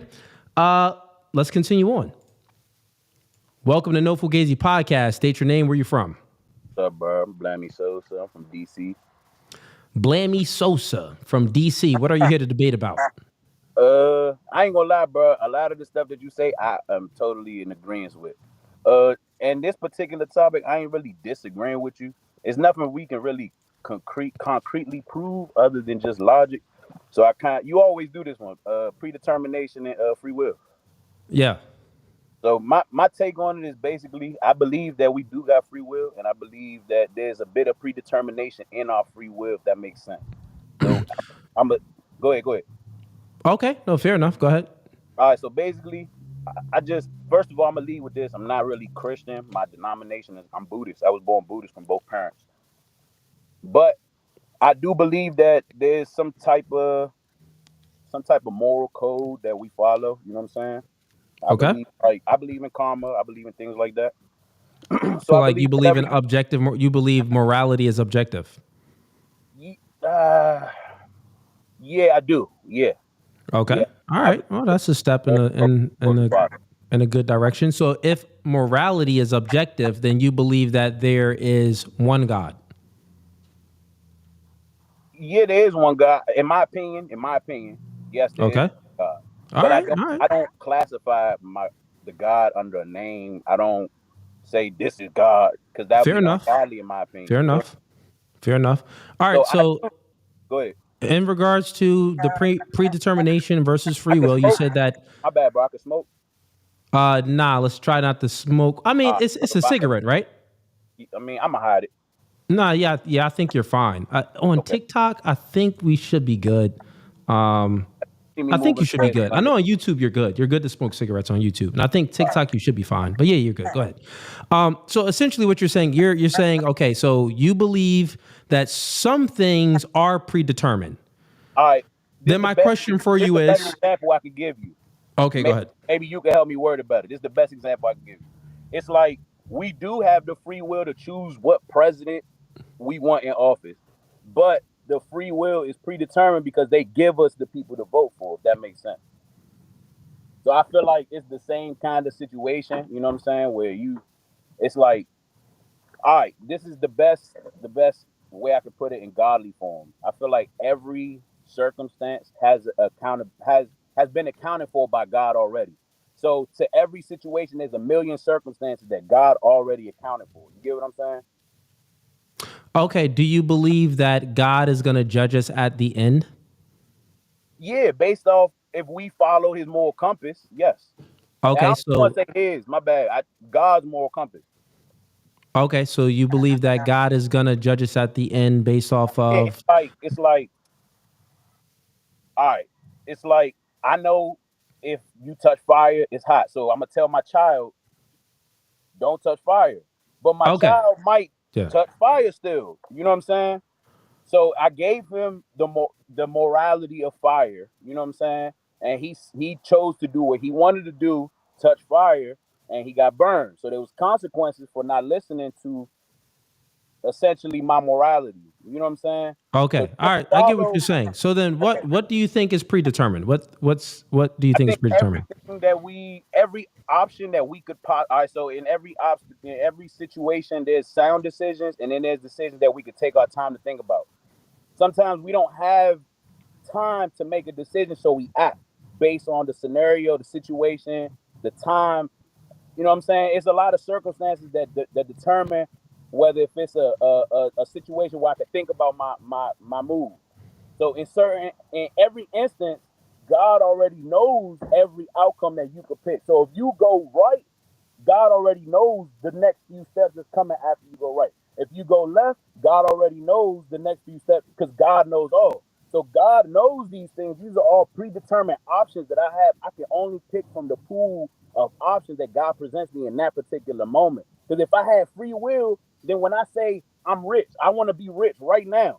I don't have the free will to do that. I have to go through obstacles and things like that God puts in Okay, front of so me. you think that free will is no obstacles? No, I ain't saying that.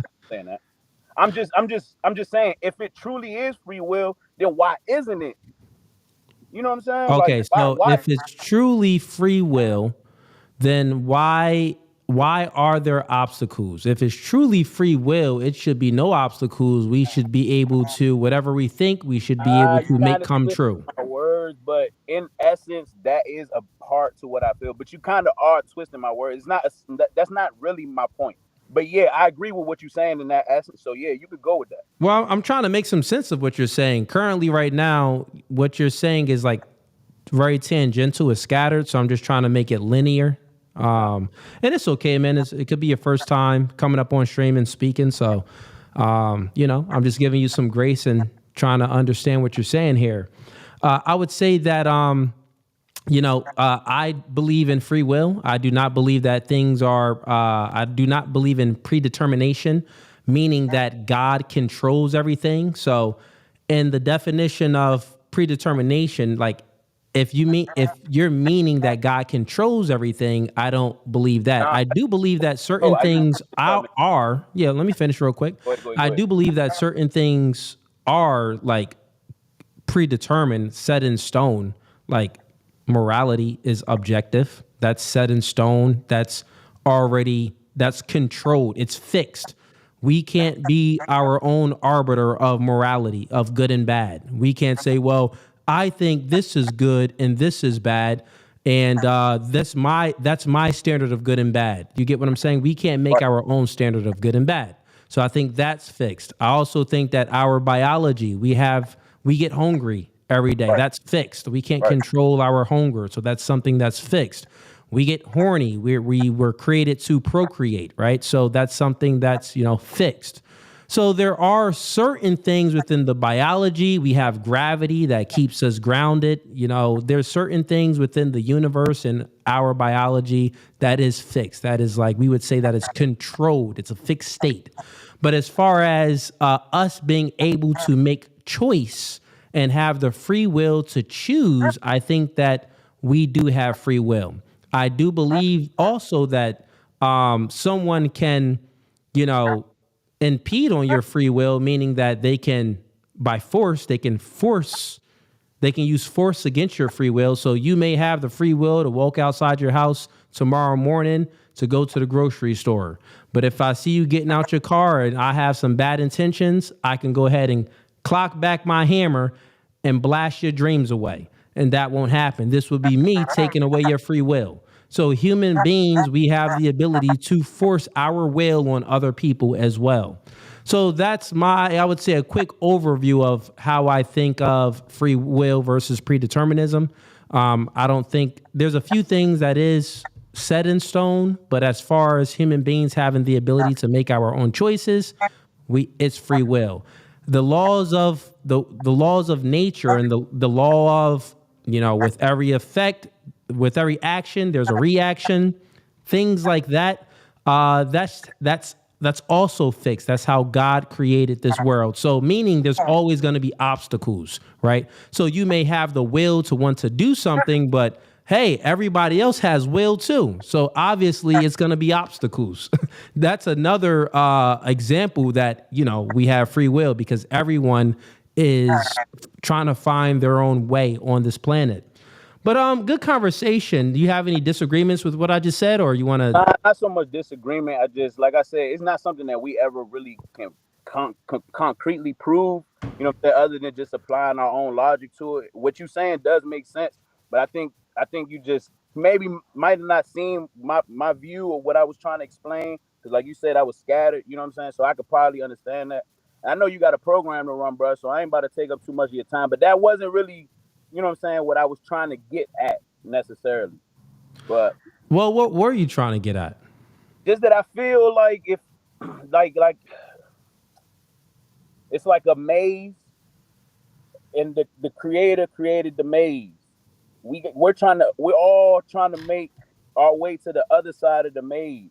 The creator already knows how to get to the end of the maze, but the test of morality and physical form is what's going to get me to the next to the next level. Whatever comes after my life here in physical form, whatever God has in store for me, this is like, to me, it feels like a test of my morality. I grew up young, I learned things, then as an adult, I make decisions based off what I learned young that's going to determine who I die as. You get what I'm saying? And who I transcend as. So I have the ability to choose decisions based off of what I'm given, if that makes sense. So Okay, I see that. So it's one more second, bro. So to me, the decisions that I'm getting is controlled, not because I'm controlled, but because the hand is, it's like a dealer that knows the hand that they hand. The hand that you were given, meaning that the circumstances where you were born, your community, the culture, the things like that. So once again, I can see everything that you just said. And I would be the example to refute that point. So if someone just looks at my life, I was born in the hood in Rollway Projects, had nothing, barely even had my own pair of shoes, had to wear my brother, and I was the youngest. The shoes trickled down, the shirts trickled down. I had never really nothing new, always old dingy clothes, you know what I'm saying, from my older brothers. Born in a place where I was deemed to fail. Born in a single mother home. Father left when I was 5 years old. All of my surroundings, everybody was in the hood. Most of them was on crack or dope. A lot of people was gang banging, got into gang violence, either sold dope or was on dope or got into some gang. And guess what? I've never cussed, never smoked, never drank. And I made it out of the hood. So you would say that my environment, the influence, the things that I was influenced, and there's many people that have stories like this, right? The things that I was surrounded by and the environment that I grew up in was a major influence. But there's some people, their will supersedes the circumstances that you would predict that, he's probably gonna be a gangbanger too, or he's probably gonna be this too. Do you get what I'm saying? So no, I would say that, man, that's just not true.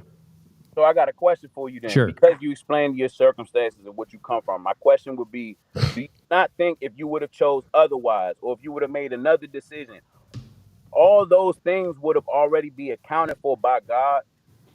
No. You don't think that? When you say accounted for by God, what do you mean? Like, if you went left, that story was already written. If you went the middle route, like you did, that story's already written. Like, if you were to go right, that story's already written. And it's up to you to decide what story you're going to follow, if that makes sense. Okay, let me just try to repeat it back to see what you said even makes sense. Back, bro. I get what you're saying. No, I'm trying to understand it too. Okay. If I go right, everything is already written. It's already predetermined.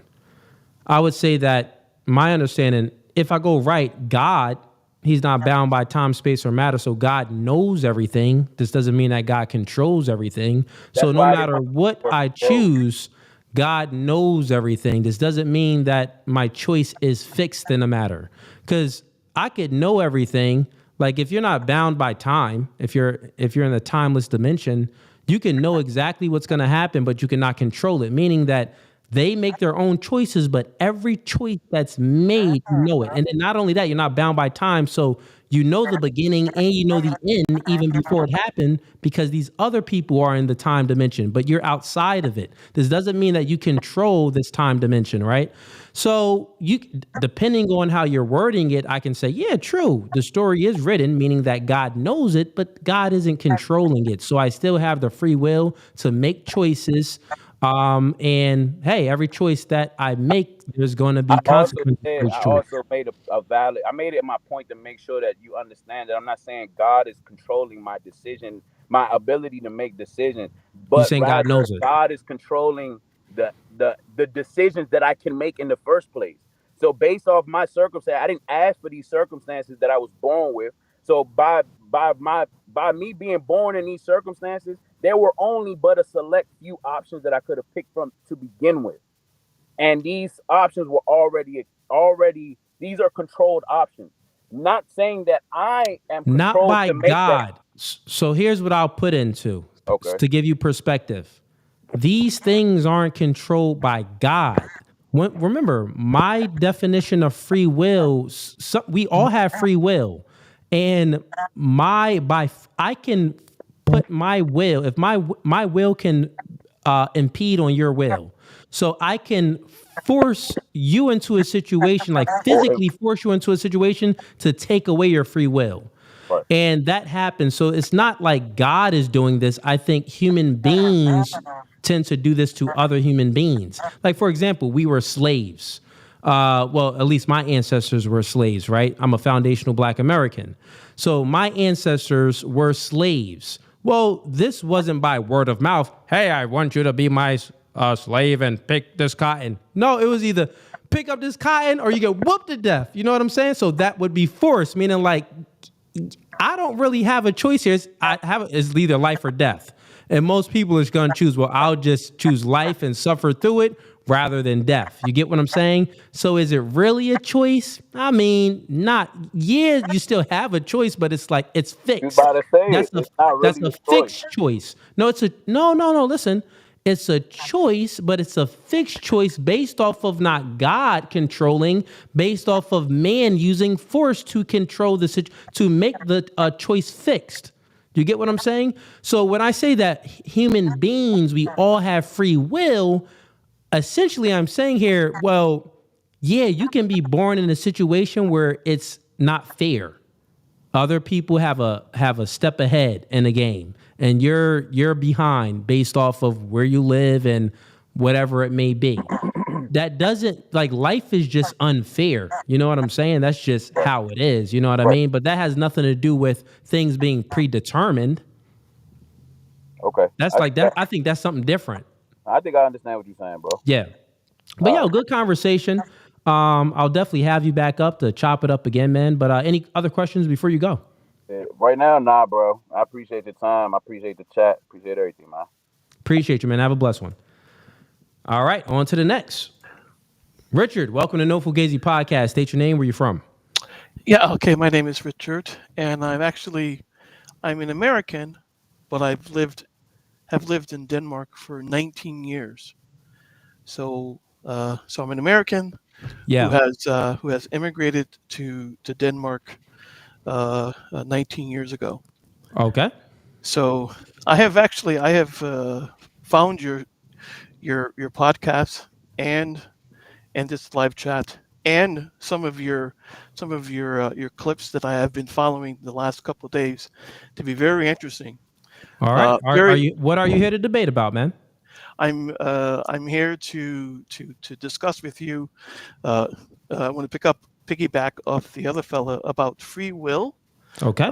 And fixed morality. Actually, okay. I certainly believe in free will, and I believe I don't believe in predetermination. I believe you actually have free will to make decisions on your own, and of course, the environment you come from really dictates a lot of your free will. Of course, you can escape your environment, and you can make your life better. But I do want to focus a little bit more on what you consider to be fixed morality. Okay. And this is where I actually maybe diverge in terms of agreeing with you, because as I look at the state of world affairs, certainly in America, there certainly is a mixed discussion going on about what's moral and what's not moral. So I'd like to understand what you believe fixed morality is. I mean, of course, we can certainly understand the Ten Commandments are immutable, but there are other things where maybe morality can be considered to be a moving target. There might be some reasons to actually do things that may be considered immoral to you, but may be considered moral to me. And this is where I actually have a little bit of doubt about where you come from and your position on the fixed morality.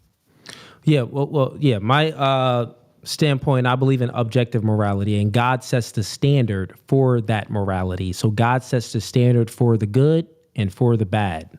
When you say that, well, I think that in certain circumstances, morality can move, like the goalposts would move. that would mean that it's more subjective. It isn't objective. So you believe in, correct me if I'm wrong, are you saying that you believe in subjective morality? Like morality is subjective based off of each person can have their own subjective perspective about what they deem to be good and bad? Okay, so there's God's law, and then there's man's law. Of course, let's narrow down the discussion a little bit more to the United States, for instance.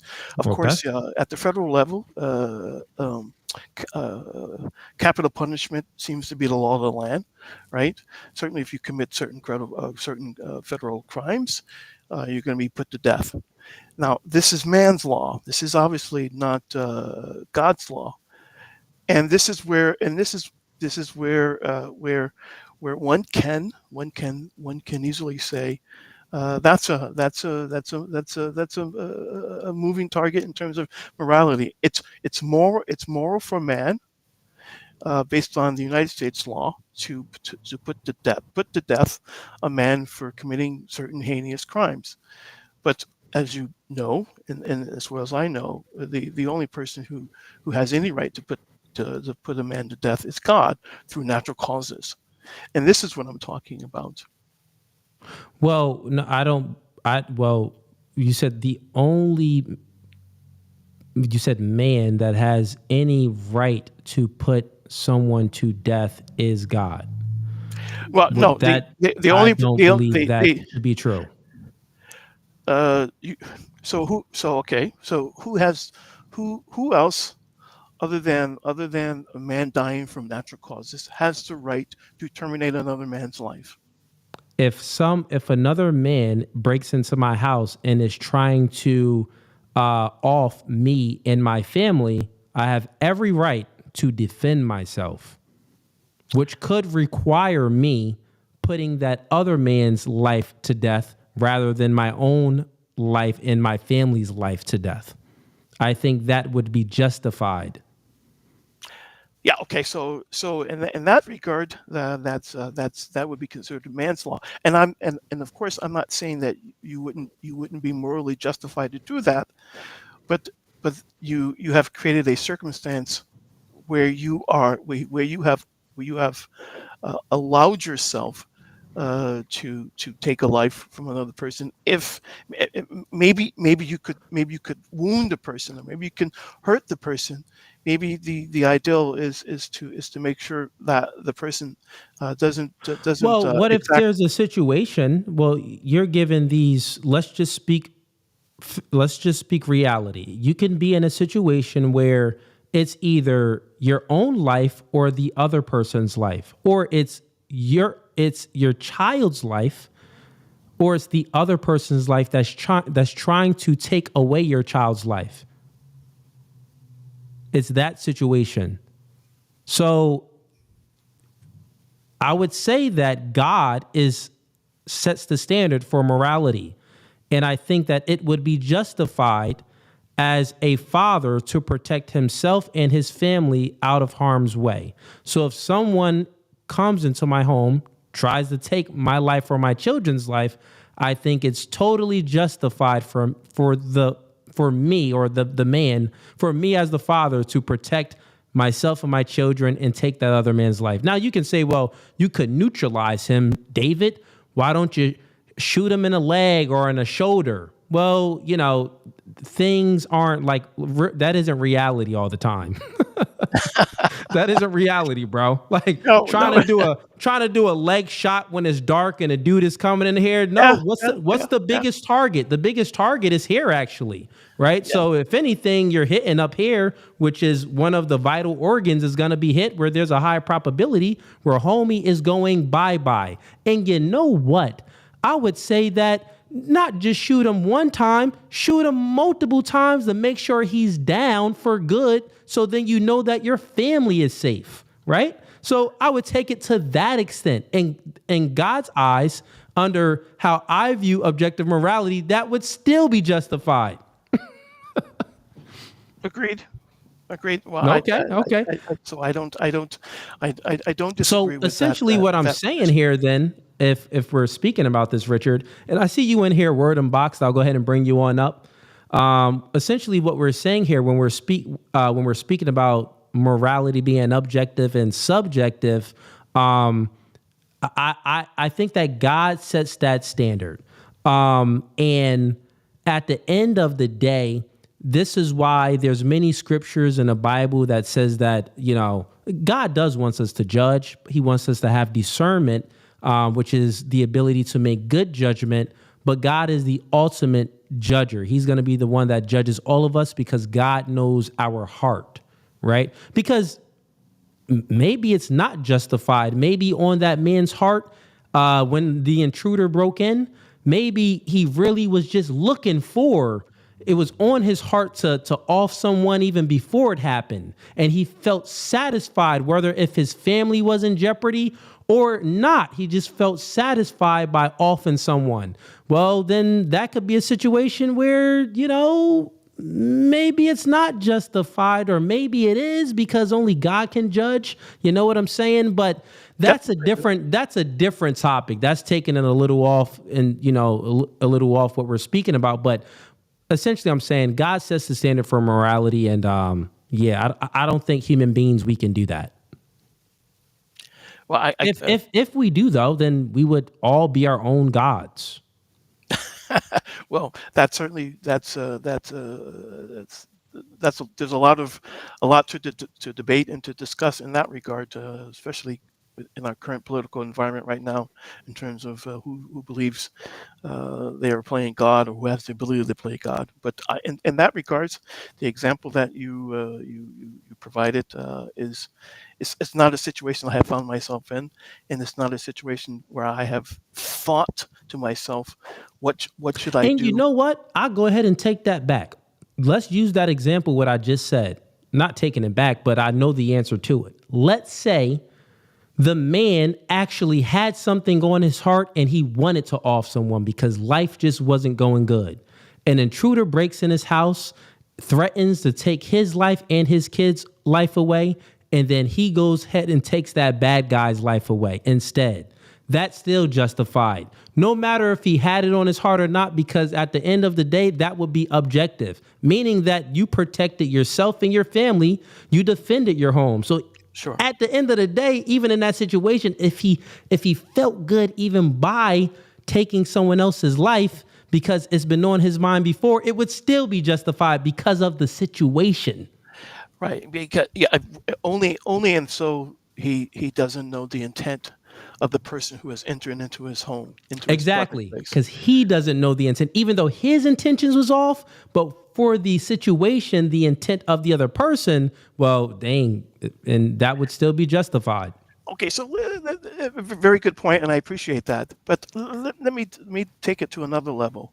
Okay. Of course, so we have had lots of over the last 3, 4, 5, 6 years. There's been lots of African Americans who have been gunned down by police officers, justifiable or not. What is your position in the reaction from law enforcement officers who have stated that they didn't know the intent of the individual, and because they didn't know the intent of the individual, they felt justified because they didn't know what the other person was thinking. They were given the information from their superiors that this person was A, B, C, or D, and as a result, they approached this individual, or they found themselves in a situation where they actually took innocent man's life. Took an innocent man's life.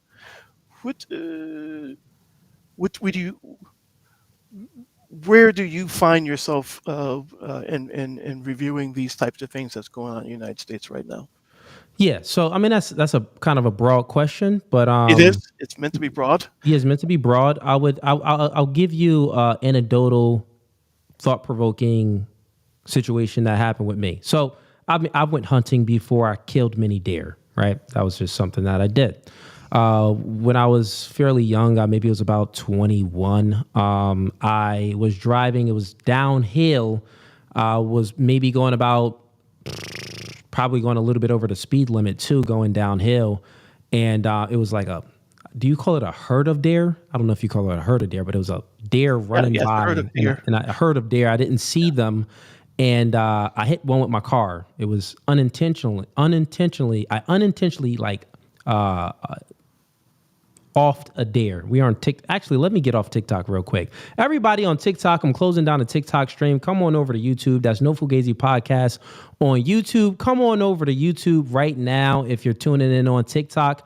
That's No Fugazee Podcast on YouTube. Let me go ahead and close down the TikTok stream because I don't want to keep on having to censor the little things that I'm saying. So I killed a deer.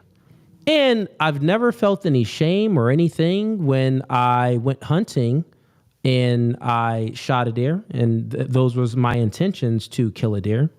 But when it wasn't my intention to kill the deer, it was a little bit like a feeling of like, dang. Like I just took this deer's life. I didn't intend to do this. And it was like by mistake, right? I'm sorry. So, sorry to interrupt. Yeah, go ahead. But I am completely confused by that logic. Yeah. So let me put it into perspective for you because we're speaking about intent when it comes to cops. Yes. It's going to make sense.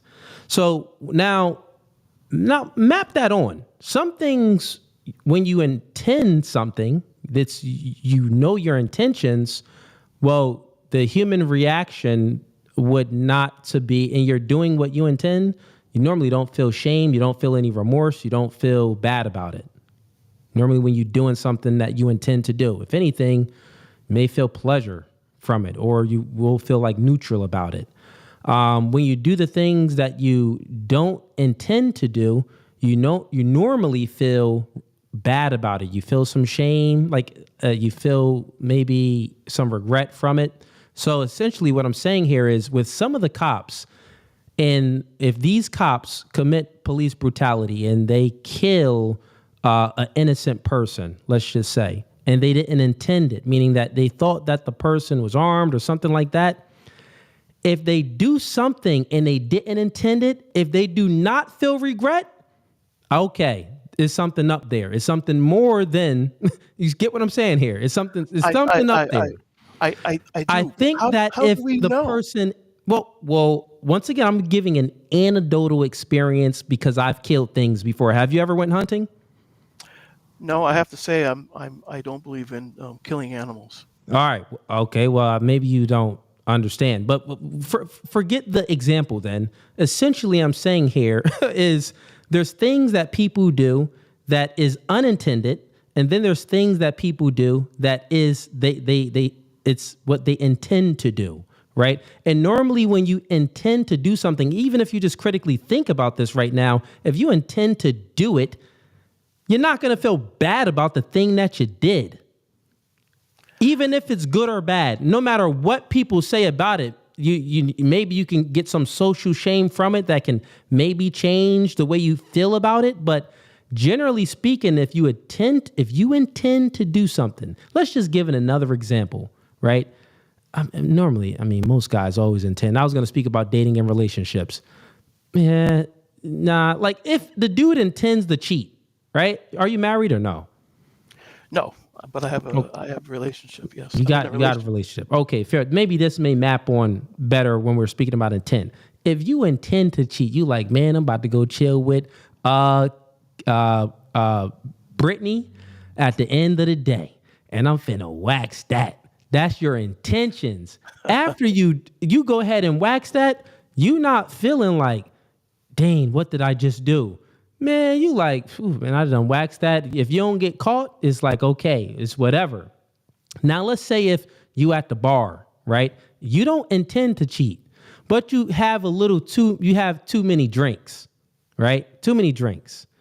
And you go ahead and, you're not all that focused. And maybe you make out with a girl because a girl was giving you some eye contact and y'all was talking whatever at the bar, and things escalated. You make out with a girl at the bar. It's like, I didn't intend to do that. Like, that wasn't my intent. You're more likely to feel regret because you didn't intend it. So let's map this on the cops. If cops is out here killing people, and like you said, some of them feel justified for doing it, but they say that, oh, I didn't intend to do this, but they still feel justified. Well, what I'm saying here is if they don't feel any regret for it, well, something is up with what they did, because it's like, what is it any, did you do this because you don't like the person? Did you do this because you get, it's more to the story. I completely, totally 100% understand what you're saying. Now you understand. Okay, good. No, I have understood. But Okay. my point is, it's really difficult for us, you and I, to know what another person's intent is.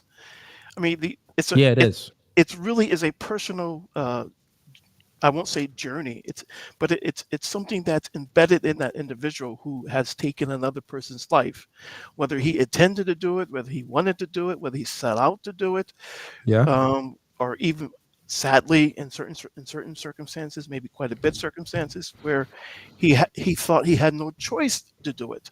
And of course, there definitely is a difference, between the two, and I totally understand that there is a difference between the two. It's what I am, and this is, I have to circle this back to the moral, the moral compass. Okay. I'm starting to sadly see that cops are either getting away with taking another individual's life, typically a person of color, and getting away with it. How can we as a society, 12 jurors sitting hearing the evidence, allow that to happen? And then they think it's okay. It's one thing for a cop to take another person's life, whether we understand his or her intent or not. But it's perfect. I'm unwilling to understand how 12 jurors who allow it to happen, who allow the jurors don't allow the crime. Well, the murder already happened. Like, the death already took place. The jurors is just placing the judgment on. Allow them to get off. You mean? Exactly. Yeah. So I mean, it all this would be situation based. This is why I said it's a broad question what you're asking, because it could be situation based, right? But from a general perspective, I think that we need to do a better job on tightening up when it comes to what people would say police brutality. There are some bad cops out there that actually intend to do bad things to innocent people. I do believe that 100%. Then I also believe that there are good cops that have good intentions, but due to the situation, it's not the best outcome for that innocent person because the situation, right? That tends to happen a lot as well in the Black community and in the white community too. It happens in all communities, right? But real quick, word unboxed. I'm gonna bring you up in a second, but it looks like Tyga has some questions for you. I want to get Tyga up here real quick. Tyga, you got some questions for my man? Oh, okay. I don't want to be annoying. You already had me up. Am I no, good you're to good, man. Yeah. Okay. Sure, go ahead. Yeah. So you said that you have lived in Denmark for like X amount of decades or whatever, 20 years or something? 19 years. 19 years. Okay. And when you were in America, did you live like in a high crime area at all? It's a very interesting question. So without giving you my entire life story, well, it's just a yes or no. I don't need a long diatribe. I've lived in. Okay, all right. So have you ever worked in some form of law enforcement of any kind? Nope, have not. Okay, so if you're asking these questions, if you're making these claims, right? Law enforcement, and they somehow discriminate against people of color more than blah blah blah. If you've never been a law enforcement officer in an area of high crime, then maybe even in cases where they're not justified in aggression, right? Could it not be perceived that maybe, just maybe, these police officers who are often dealing with hooligans, let's say, are even if it's unjustified, they had like in their own mind, in the moment, in the heat of the moment, a justified reason, right? Maybe not justified before the law, but justified in their own perception. Like, okay, I've been dealing with this every day, right? And now I'm faced with this predicament in which maybe I should use lethal force so that I can go home to my own family. Have you ever considered that? Or I'm I'm going to take the middle ground in this, okay? And that is that so my position is this.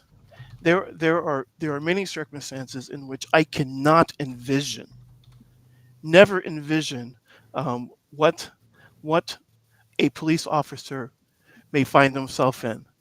Of course, they see things that I can never even prepare to understand what they see. So I'm absolutely, without a doubt, fully cognizant that some of the decisions that they make in a very fraction of a second could lead to a person losing his or her life.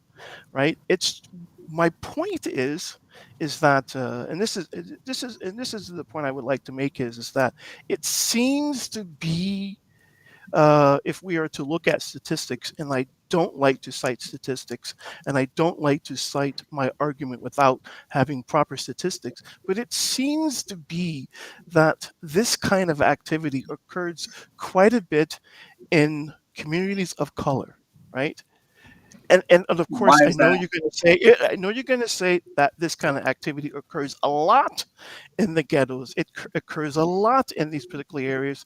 Hence, the rate of any kind of shooting could take place in these communities. Well, even if But it I wasn't will, people of color, like that doesn't matter. It's Yeah, so I think let me say what you said in a different way, Tyga. Essentially, what Tyga is saying, he's saying that human beings, we all operate in a sequence of pattern recognition. right, So, right. like, he's saying that, like, if you are a police officer and you're used to experiencing certain situations or dealing with certain things, then obviously you're going to build up a pattern recognition. And the community that you're policing, you've built up that pattern recognition. So then you know what people is going to have certain tendencies in this situation, in that situation, and in that situation. And then the natural pattern recognition that you built up, it could be bias, right? It could be bias based off of just what you brought up, and that bias within that pattern recognition, that bias sometimes is justified because that it adheres to the pattern. Like, okay, these type of people with the hoodies on that's out at this certain time after the club, this tends to happen.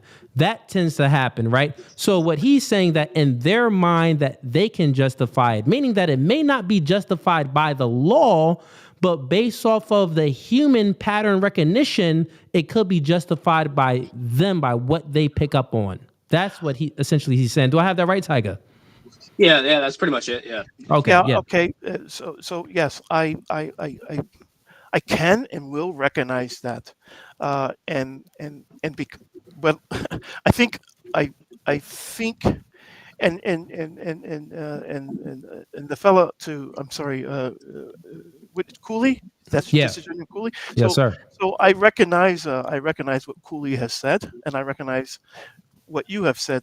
The fact of the matter is it's happening a bit too much, and if a police officer finds him or herself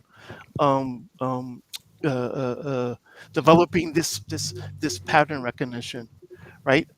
Then I think it's time for society or law enforcement officers or law enforcement officials, high level law enforcement officials, to recognize that this is a problem in the community and find to remove them from having interfacing with communities because So you're saying they should withdraw themselves from the communities that exhibit the most crime? No, I'm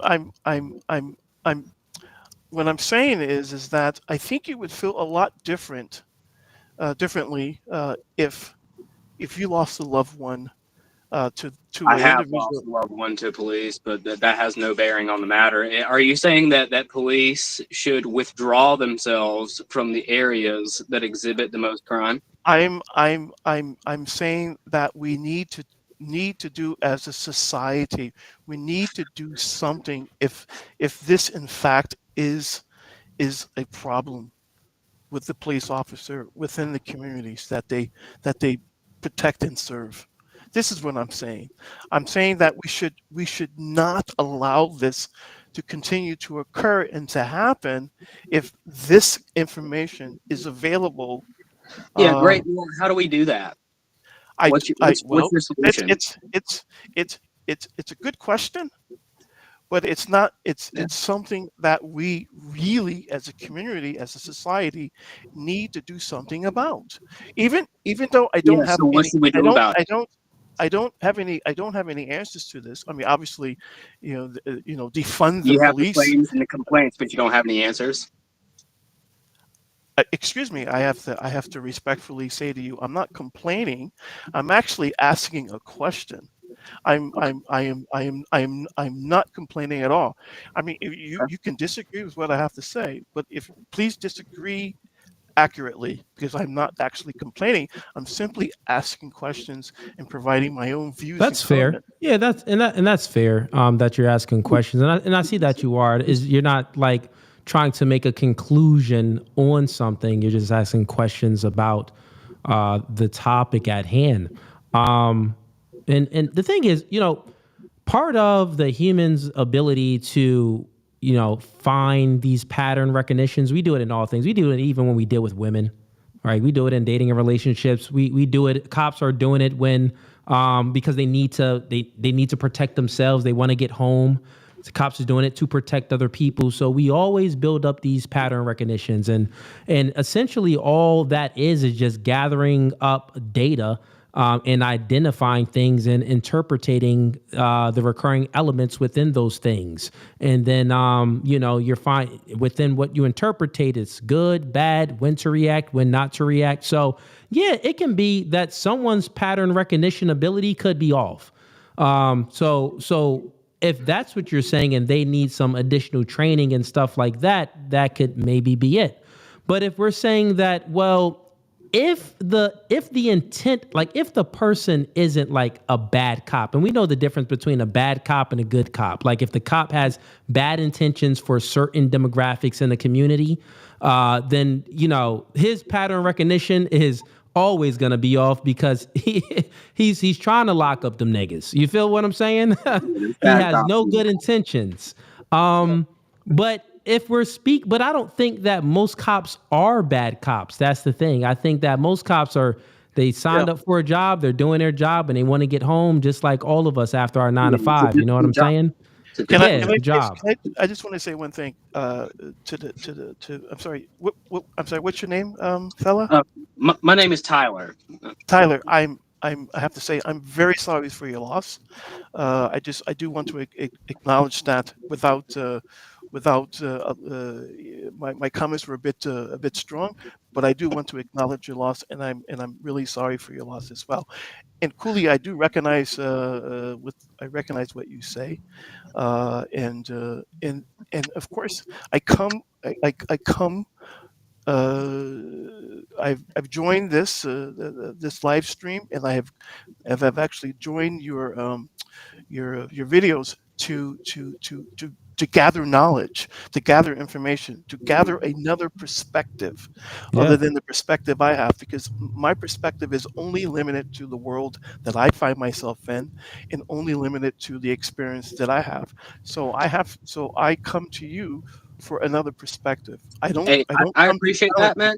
I appreciate that. And listen, I just want to say I wasn't like trying to be, I'm a little confrontational. That's kind of my style. Like, you seem like a really nice guy, but I don't think you have a fair perspective, being that you've lived in Denmark for 20 years, where the crime rate is like nowhere near what we have here. And you'll be surprised. I'm going to tell you my age, and I don't typically tell people my age. So I'm 63 years old, so I didn't move to Denmark until I was 44 years old. So I lived in the United States, was raised in New York City, and lived in D.C. So I know. You've seen the get. You've seen the hood. All right. All right. You Yes, see in the hood. Fair enough. Fair enough. I've seen it. I have seen it. Now, I left the United States because I have seen the hood, and I knew what was coming. So I decided to leave and get another to have a different quality of life than what I was experiencing in the United States. Fair enough, man. Good conversation. Get out Gonna of go here. ahead and leave it there. Yeah, Tiger, man, appreciate you coming up. And Richard, thanks for joining the stream, giving your perspective, and that's what it's all about here, man. Thank you for supporting the channel. I'll definitely have you back up anytime to ask questions, to just pick my brain, and we'll pick each other's brain. But at the end of the day, I truly think, you said, well, how do we, what can we do to make some change? The change would be is to stop committing crimes. If people stop committing crimes, then they won't do the time. Less bad things would happen. And then you can say, well, that's not fair because people in this community do crimes, so we're all kind of doing crimes. But at the end of the day, I truly think that we are in a moral war. We are in a moral warfare. So we can't say, hey, well, white people doing crimes, so, well, I get to do a crime too. That's stupid, man. Yeah. White people doing crimes, Mexicans doing crimes. I think as black people, my people, I think that, listen, there's a better way. We already know that the system isn't fair. We already know that it isn't fair. We already know that normally when we get arrested, we spend more time in prison than the white man. We know that the justice system isn't fair. It's just like, let's map it onto dating and relationships. Nigga, you're 5'4" and you're broke. The system isn't fair. Chicks is going to bypass you. What you got to do? Upgrade on other levels. You can't fix your height, but guess what? You can fix your income and you can get in the gym. So guess what? You were born in the hood. You've been influenced by a lot of things around you. So you think that, well, maybe it's okay for me to go into a gang. Maybe it's okay for me to do this. You were raised by a single mom. Well, guess what? You got free will, nigga. You can make different choices. Make some different choices, embody some better virtues, and become a better human being. We are in a moral war. So if we fix the morality in our communities, guess what? The outcomes would be fixed. Will it be perfect? No, it won't be perfect. But it will. We will see a better outcome. The thing is, and I'll make the statement, then I'll go. Sure. The thing is there has to be a blueprint available for people to make better decisions. I think without having that blueprint that you're speaking of, people we got the blueprint. Yeah, of course we have the blueprint. But the one thing I know for a fact is the deterioration of the family, the nuclear family. Yeah, really, yes, of the nuclear family is really hurting our society. For sure. When you go back to look at the 1960s. Where African Americans began to word and box. You up next? Go ahead. I'm sorry. Go ahead. Where African Americans, the civil rights movement, and all the strides that we made, there was a nucleus. There was a mother. There was a father in the family. Now here we are, circa 2024, 2025, and all of the strides that we have made. We're losing. We've lost. So, and it's the breakdown of the family nucleus, and this is what's happening in society. It's certainly happening at a much faster rate within the African American community, but we are definitely seeing it across the United States. Yeah, man, a nuclear family, it used to be in the 60s and 50s, 70% of black homes had the mother and the father. Now I believe that it is about 20% of black homes have the mother and the father. So it's like, it's crazy, man. But good conversation, man. I'll definitely have you back up. Have a blessed one, Richard. Thanks. Peace. All right. Get the likes up, everyone. Once again, tonight is debate night. If you want to come in and join the stream, we can debate about anything you want. The last conversation wasn't really a debate. It was just more of a discussion. Maybe some different opinions and some different ways on how to get there, but not too many disagreements, and it wasn't like a strong debate.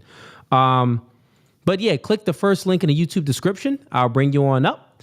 And but for all of the supporters in here, don't be a ninja watcher. Do this for me now.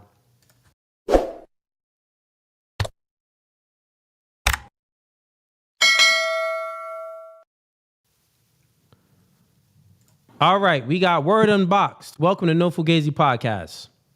I was never a ninja watcher, technically, just because I never came up here. I was always in the chat. Fair enough. This is your first time coming up? Yes, technically, and here. All right. We have a woman supporter, chat. She is a member. She is a supporter of the channel. Let's see what, you want to give your real name, or if not, fine. You don't have to. I don't hide. My real name is on my channel. It's Yasmin. You can call me Yasmin. Yasmin. Okay. And what are you here to discuss today? I don't disagree with everything that you say. I disagree with how you say it, not tone-wise. Yeah, because you're a woman. Oh, see, you just jumped to it. I was about to say I don't disagree with your tone. You want to apologize? I wasn't going to say tone. You said that you disagree with how I say it. It must be tone. What else would it be? Okay, what is it? In terms of how you say it, you actually have a lot of really good things to say. I wish that you're just prepared with the things that convinced you of your own arguments when people ask you to support it. Because I actually sometimes when I hear you debate, I'm like, he's 100% right. And then they're like, yeah, but when is that ever a thing? And then you don't follow through really hard with a support. And so when I say it's not necessarily your delivery, I can care less about tone. I do Discord debates all the time religiously. Yeah. I can tell you how many men are like, oh, okay, but you didn't have to say it like that. I'm like, boo-hoo, wah. And it makes every audience member start cracking up laughing, and we have to mute everyone's mic. I'm like, I don't care. If it's a debate, if it's truth, I'm not hurt by that. I don't care about your tone. I care about whether or not, if you're going to be a jerk about it, whether or not the information that you're being a jerk with is supported. And so you can't really rely on that other person to be just as smart as you are. And I think that's where your downfall is. 100% of the time when I prep for debates, I don't prep for debates like the person's stupid, but I do prep for a debate like the person definitely had a public school education far lesser than mine. And I do that because I substitute sometimes now part-time.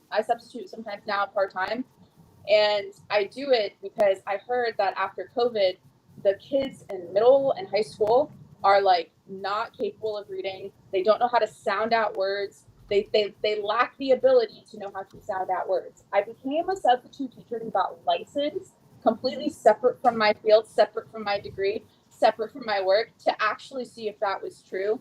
And it's 100% true. After COVID happened, these kids did not acclimate to the change at home and then back and then home and then back again. And so they're actually 8th, 9th, some 12th graders not knowing how to read, graduating school. When I say not knowing how to read, I mean they can get by, but they can't physically spend the time to fall in love with a book and read it. And it's far too challenging for them. And when I'm asked how to spell the word boat, and if it has the word E at the end, you see what I'm saying? Like, they don't know when to not use something that's silent. That's like basic things that you and I learned when we're like in 5th or 6th grade, but we didn't have COVID around. And so, got you. Do you see what I'm saying? And so like I had to do a lot of, like, when it comes to debate prep, I definitely go and I prepare myself to be able to bring some of my topics home. And I think that you actually bring up a lot of great topics.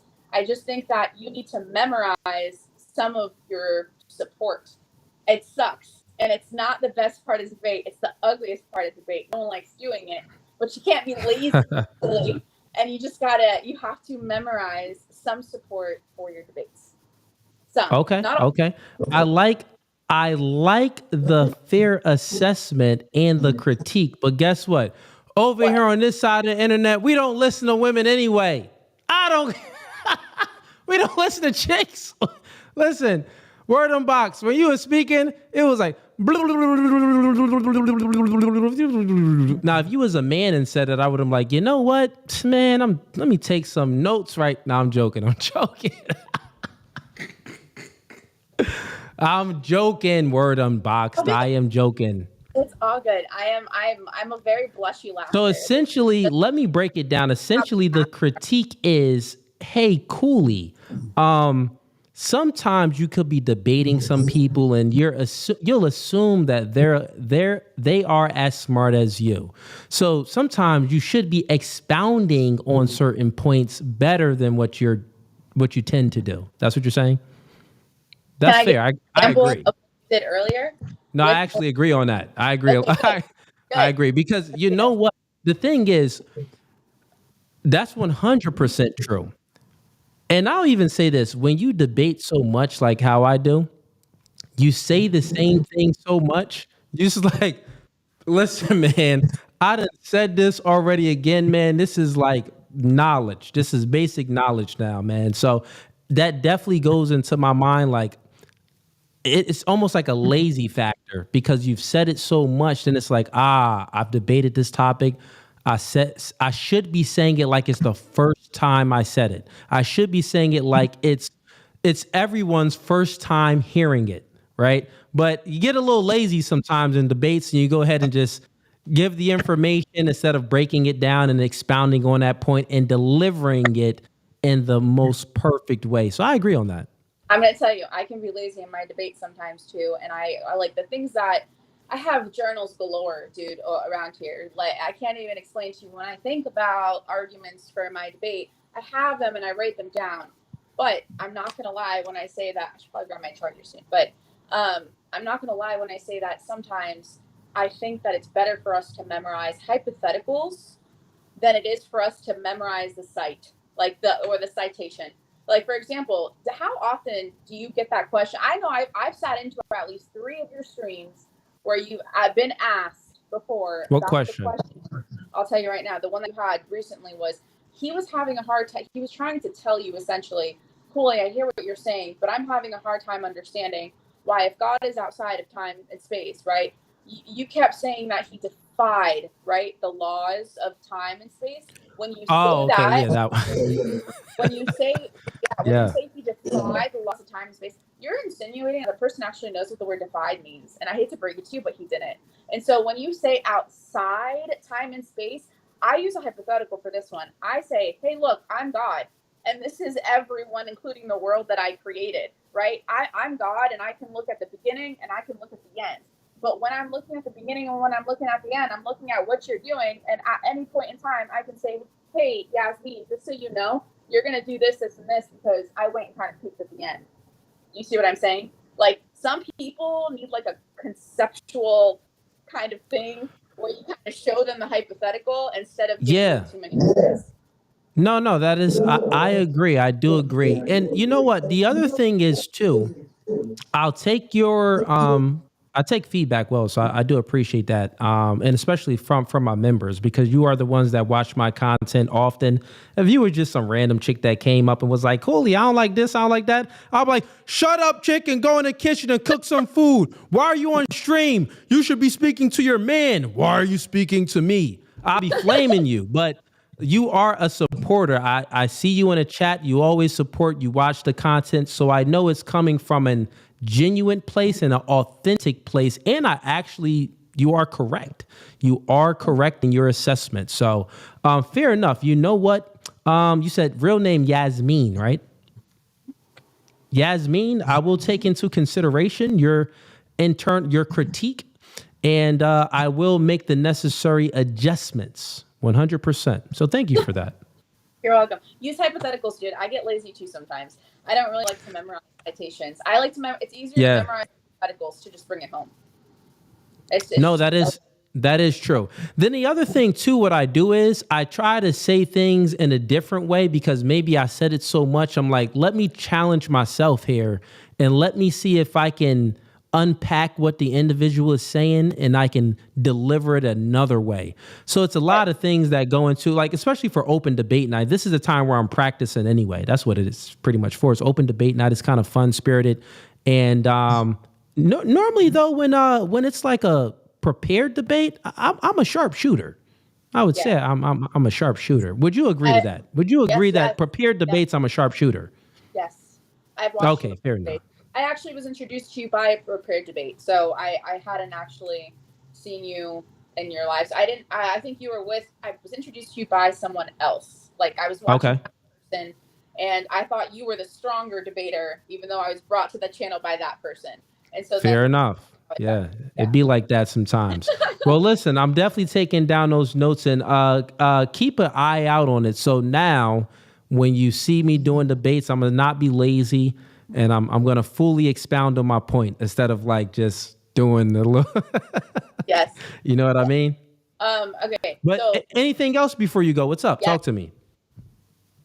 Yes. Okay. So. Also, real quick, we got what's this guy's name? Arnie Yo. I see you backstage, man. Stay back there. You're up next. But go ahead, Yasmin. Y'all are nasty in the chat. I have a fiance. Leave me alone. Nasty. Anyways, so in terms of like, is like Jesus God? How do you like proclaim Jesus as God or no? Do you? Jesus is God. Beautiful. Okay.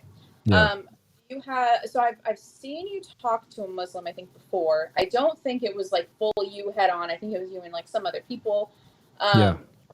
You think that if a Muslim came up to you and said, I think that Jesus is just a prophet, would you be able to very quickly capture them and be able to deliver something to them to tell them that they're wrong? Yeah, so if a Muslim came up to me and said he thinks that Jesus is a prophet, one, I would ask, well, like why? I would need some, like, why do you believe that he's just a prophet, right? Depend on what they give me. So pretty much essentially, if they say that Jesus is a prophet, they don't believe that Jesus is God. They believe that Jesus is a regular man, but he gave some prophecies. It wasn't like the Spirit of God wasn't living in this human flesh form. So then I would, right off the bat, I would go ahead and explain, which some would call the Trinity, which I don't truly believe in the word. I don't use the word Trinity because I think that word creates confusion. I would say that this God is a spiritual being. And in that, the Spirit of God was in man, was in human flesh form. And that human flesh form is what we call Jesus, right?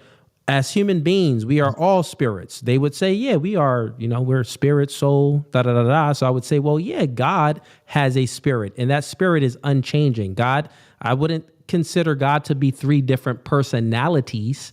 I would never say that it's three different personalities. That would mean that God is a psychopath because psychopaths have three different personalities. This would solidify and justify transgenderism. Well, I feel like that I'm in a wrong body because my spirit is a woman.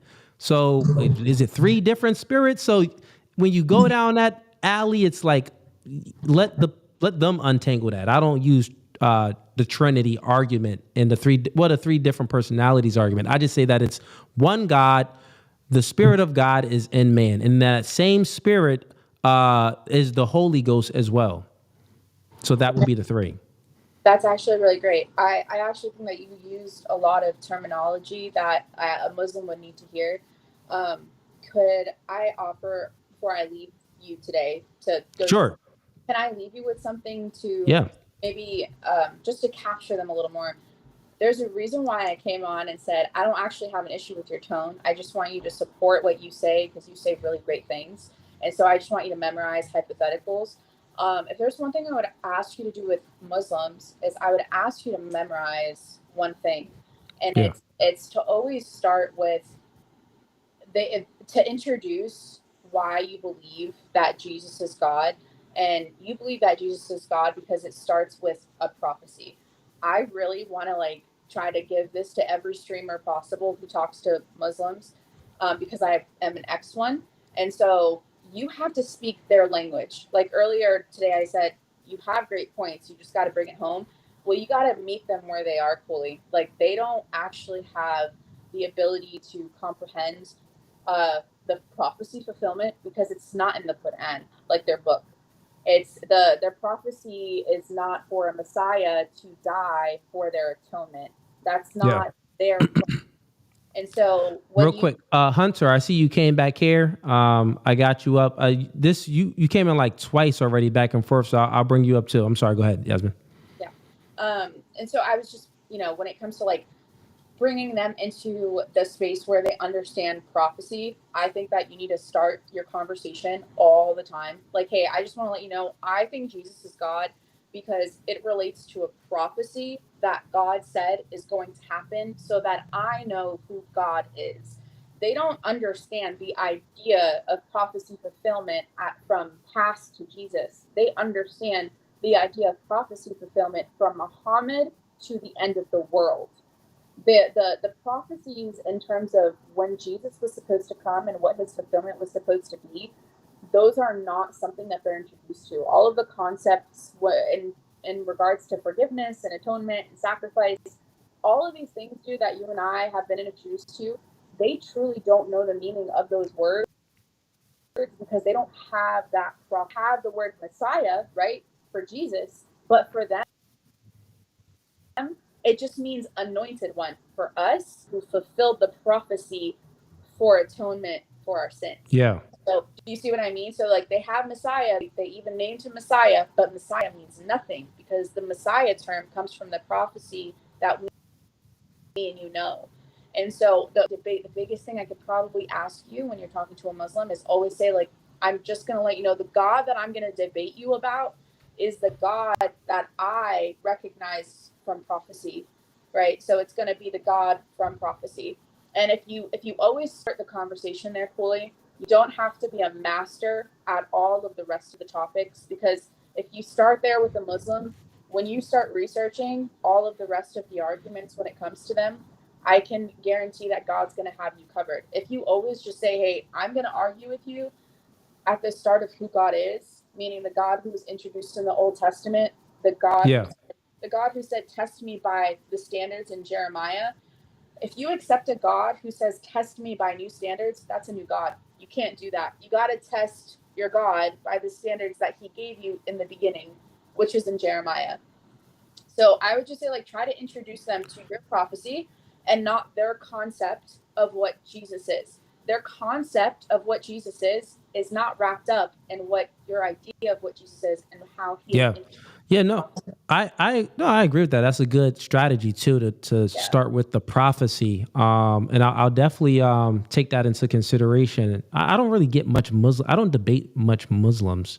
But I definitely will take that in consideration. That's a good tactic to use. I would say that in general, though, a lot of the things is when you're debating Muslims, or let's just stick on Muslims because that's what we're speaking about. They totally, like, they may not even believe in that prophecy, right? And not only that, they may fully disagree with your entire presupposition, what you presuppose. So then, since they disagree with basically what you presuppose, I want, instead of me trying to get them in my worldview, I'll rather go into their worldview and do like an internal critique on what they believe. So some of the arguments that I would hear from the Muslims when it comes to Jesus, they say they don't believe in the Trinity, and they always argue the three personalities. So since that's one of the arguments, I've debated that argument a few times, and that's the argument that I hear. They don't believe in this, what we presuppose as the Trinity. That's why I would go right to that root of what they believe in, like to their worldview, to like critique it and say, well, you are just thinking about God wrong. You're limiting God. Well, God can separate himself into three different personalities, but why would God have to do that? Like if you have to separate yourself into three personalities, that means that there's a limit there. There's a limit. Well, I have to do this. I believe that God is almighty. We don't worship many gods. Are you saying this is how the Muslims argue? This is how the Muslim argue. Yeah, this is how the Muslims would argue the Trinity or argue Jesus being God. I'm gonna let you know right now. Let me show you how to get out of any argument with a Muslim who says that you believe in something. And you're right. Go into their book, right? Go into their book. Yeah. And in the book, what does it say? It said, I'm going to give you something specific, Holy, and listen hard. Okay, let's hear In it. the book, it says that Jabril, right, is the spirit. It says the spirit, Holy, not a spirit. It says the spirit. And then in the hadith, which are supplemental writings from man after, right, they call Jabril an angel. So that's not, you can't take that supplemental writing over the Quran, because the Quran is the word from God. So if God says that Jabril is the spirit, well, guess what? In the Quran, Jabril is a fully formed figure separate from God named Jabril. So now you have God the Father and the spirit named Jabril, who is a fully formed figure separate from God. And they stop. There's no conversation anymore, Cooley. They stop. They stop saying that you believe in three gods because they're taught that they tricked them. That's what it is, Cooley. Their parents, all of their communities have tricked them into thinking the Quran calls Jabril an angel because it's a mistake in the Quran. It should call him an angel, but it doesn't. It calls it the spirit. Gabriel is the spirit. He's not the angel in the Quran. And it's fixed in supplemental writings, but the Quran can't be wrong, because if the Quran is wrong, then it's not from God. That's their standard, not ours. That is their standard. So yeah, that is. You see what I mean? That's a good strategy as well. I like that strategy too. I do this all day on Discord. All day. All day on Discord. No, that's good. It's always, one of the things is when it comes to debating, you can have so many different ways to attack someone's argument. Sometimes it's like choosing which strategy you want to use to defeat them. Like, that's the fun part about debating, I would say. Like, when you know that you can defeat someone's argument, it's like, man, I could defeat it with this, with that. Or which one should I choose today? Man, anytime the Trinity comes up, isn't Jabril a fully formed figure in the Quran separate from God? They'll say he's an angel. Liar. It's not in the Quran. It's in the hadith that calls him an angel. Jabril is a fully formed figure separate from God, my guy. You're lying. You got it out. That's all. And they stop. Fair enough. Real quick, everybody on Facebook, we're going to go ahead and close down a Facebook stream. We've been streaming on Facebook this whole time. I didn't even know. Should have been closed it out. Everybody on Facebook, come on over to YouTube. That's No Fugazee Podcast on YouTube. We are closing down a Facebook stream now, and we are currently only live on YouTube. All right. But that's it. Good convo. Anything else for me? Any other questions? I know you always in the chat supporting. What is the chat saying right now? So they probably like, what is this girl talking about? Let's see if the chat. I'm not saying anything. I don't really read the regular chats, but all right. Well, if you don't have anything else for me, I'll go ahead and bring up some more callers. I do appreciate you, and notes taken. Bye. All right. Have a blessed one. You too. All right, chat, we do it live. If you are tuning in right now on No Fugazee Podcast, get the likes up, man. Don't be a ninja watcher.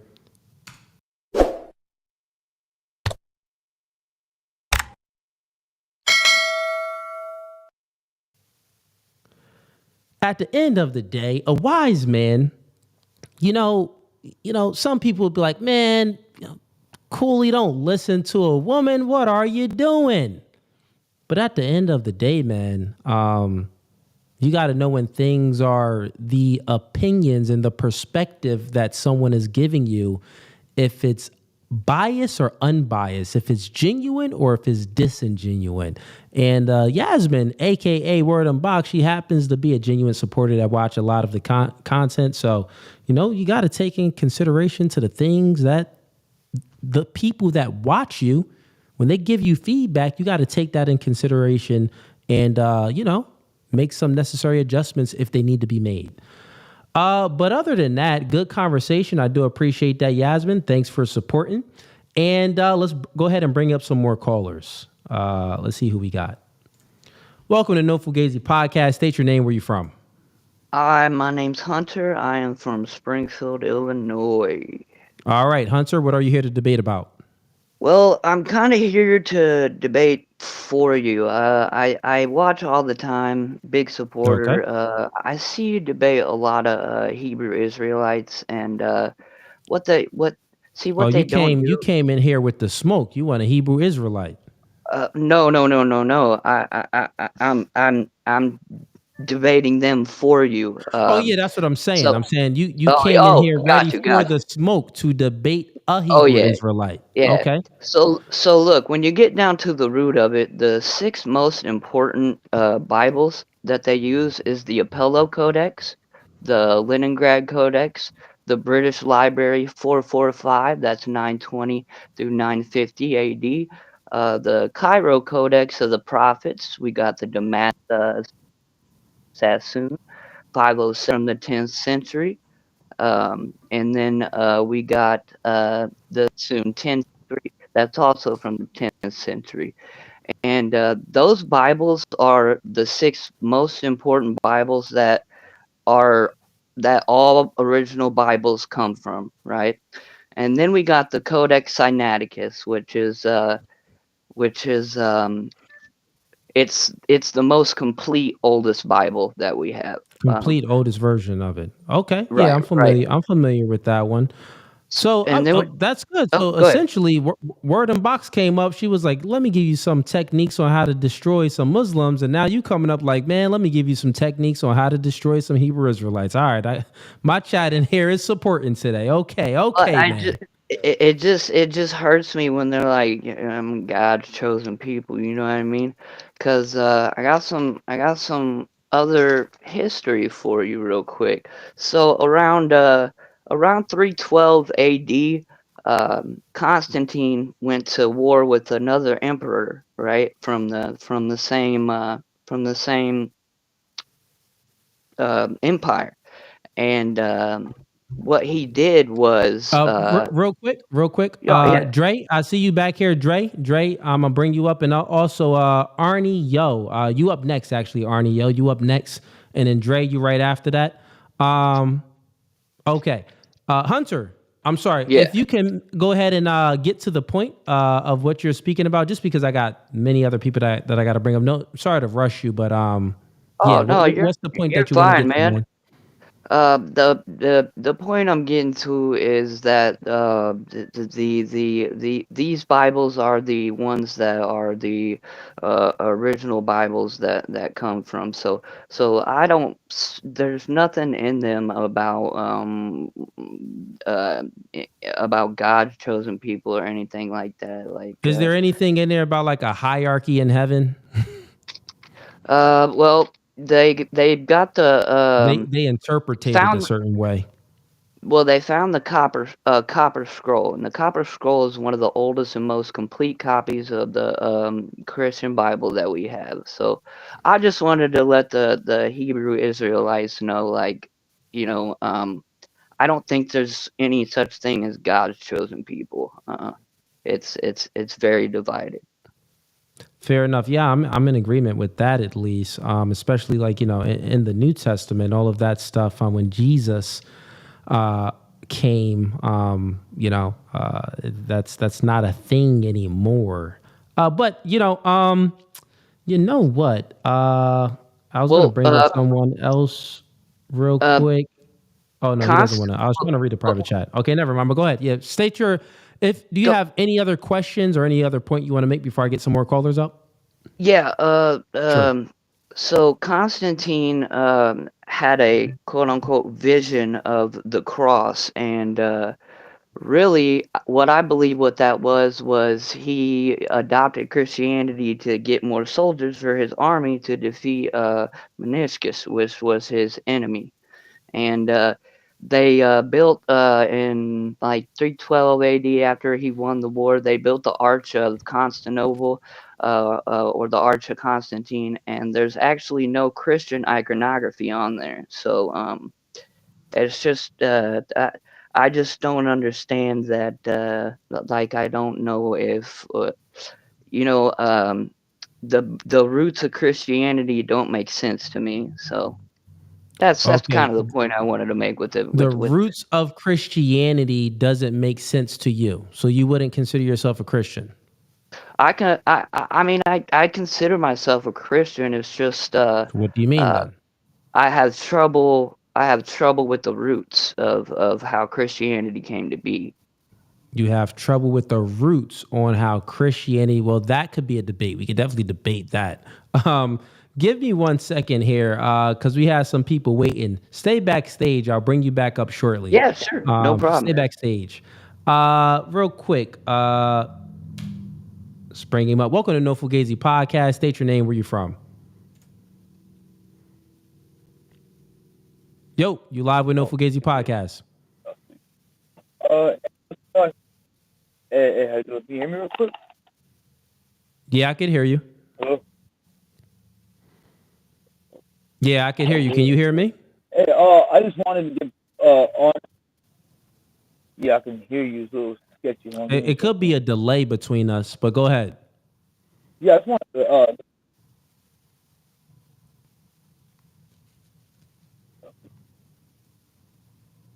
Is it it could be a delay. Maybe Hey, try can you this, hear me? man.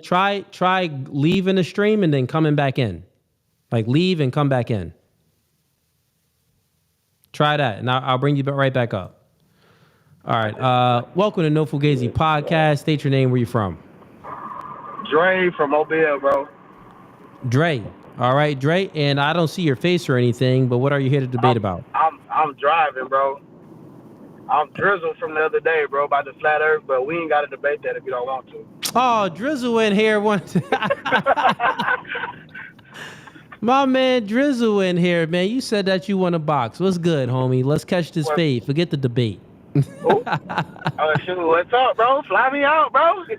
Fly me out, bro. He said, fly me out, bro. I wanted to talk to dudes you was just talking to about the whole root of Christianity thing, bro. I studied all of that. So I was I'm a debate. I mean, yeah, we can have like a panel debate on that.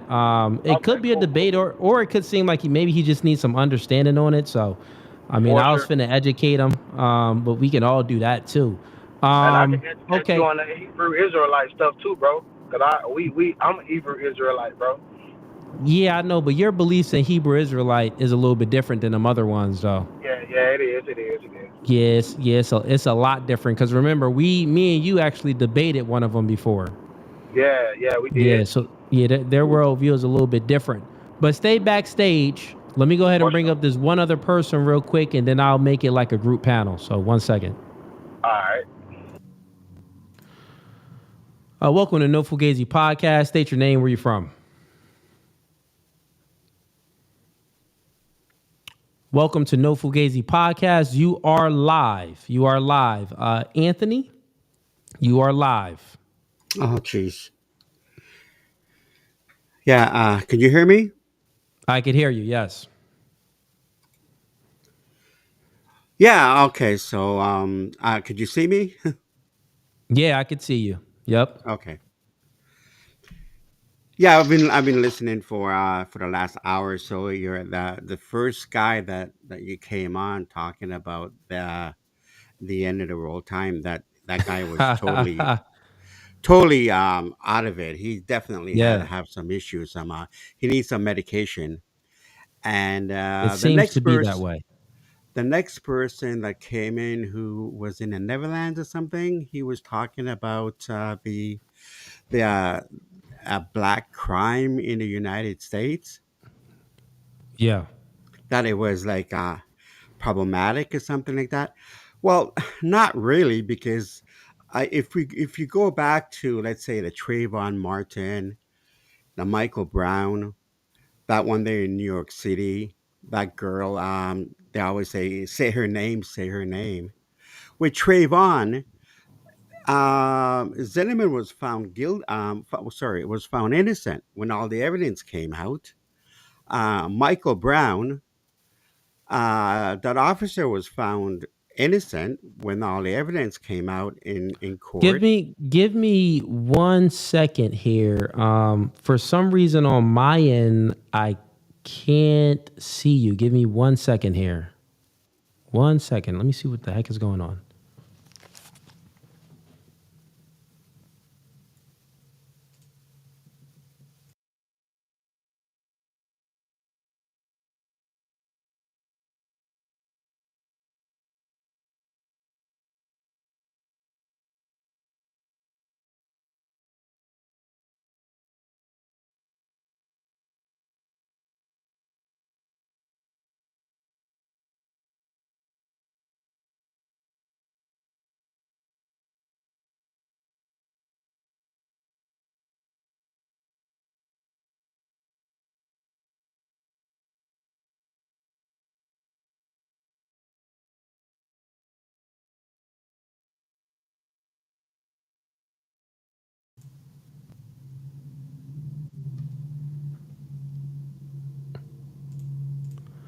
Okay.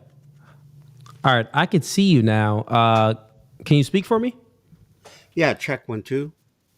Yeah, it was something with my ATM Mini Pro. It just went off. I'm like, what the freak is going on? Okay, cool.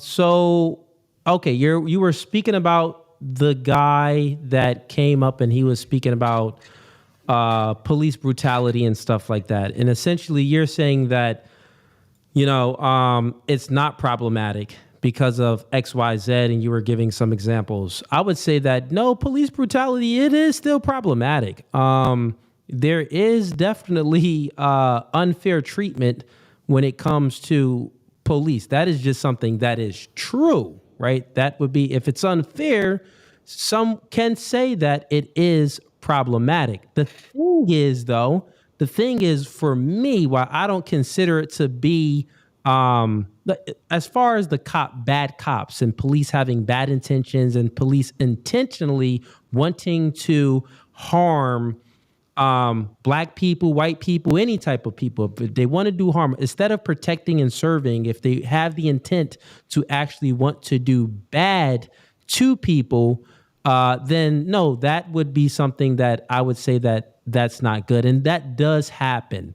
It is not the rule. I would say that it's an exception to the rule. I do believe that most cops are good cops and most cops want to do the right thing. You get what I'm saying? Most cops have that intent to want to do the right thing. But there are cops out there that have bad intentions, and real police brutality is a real thing and it is problematic.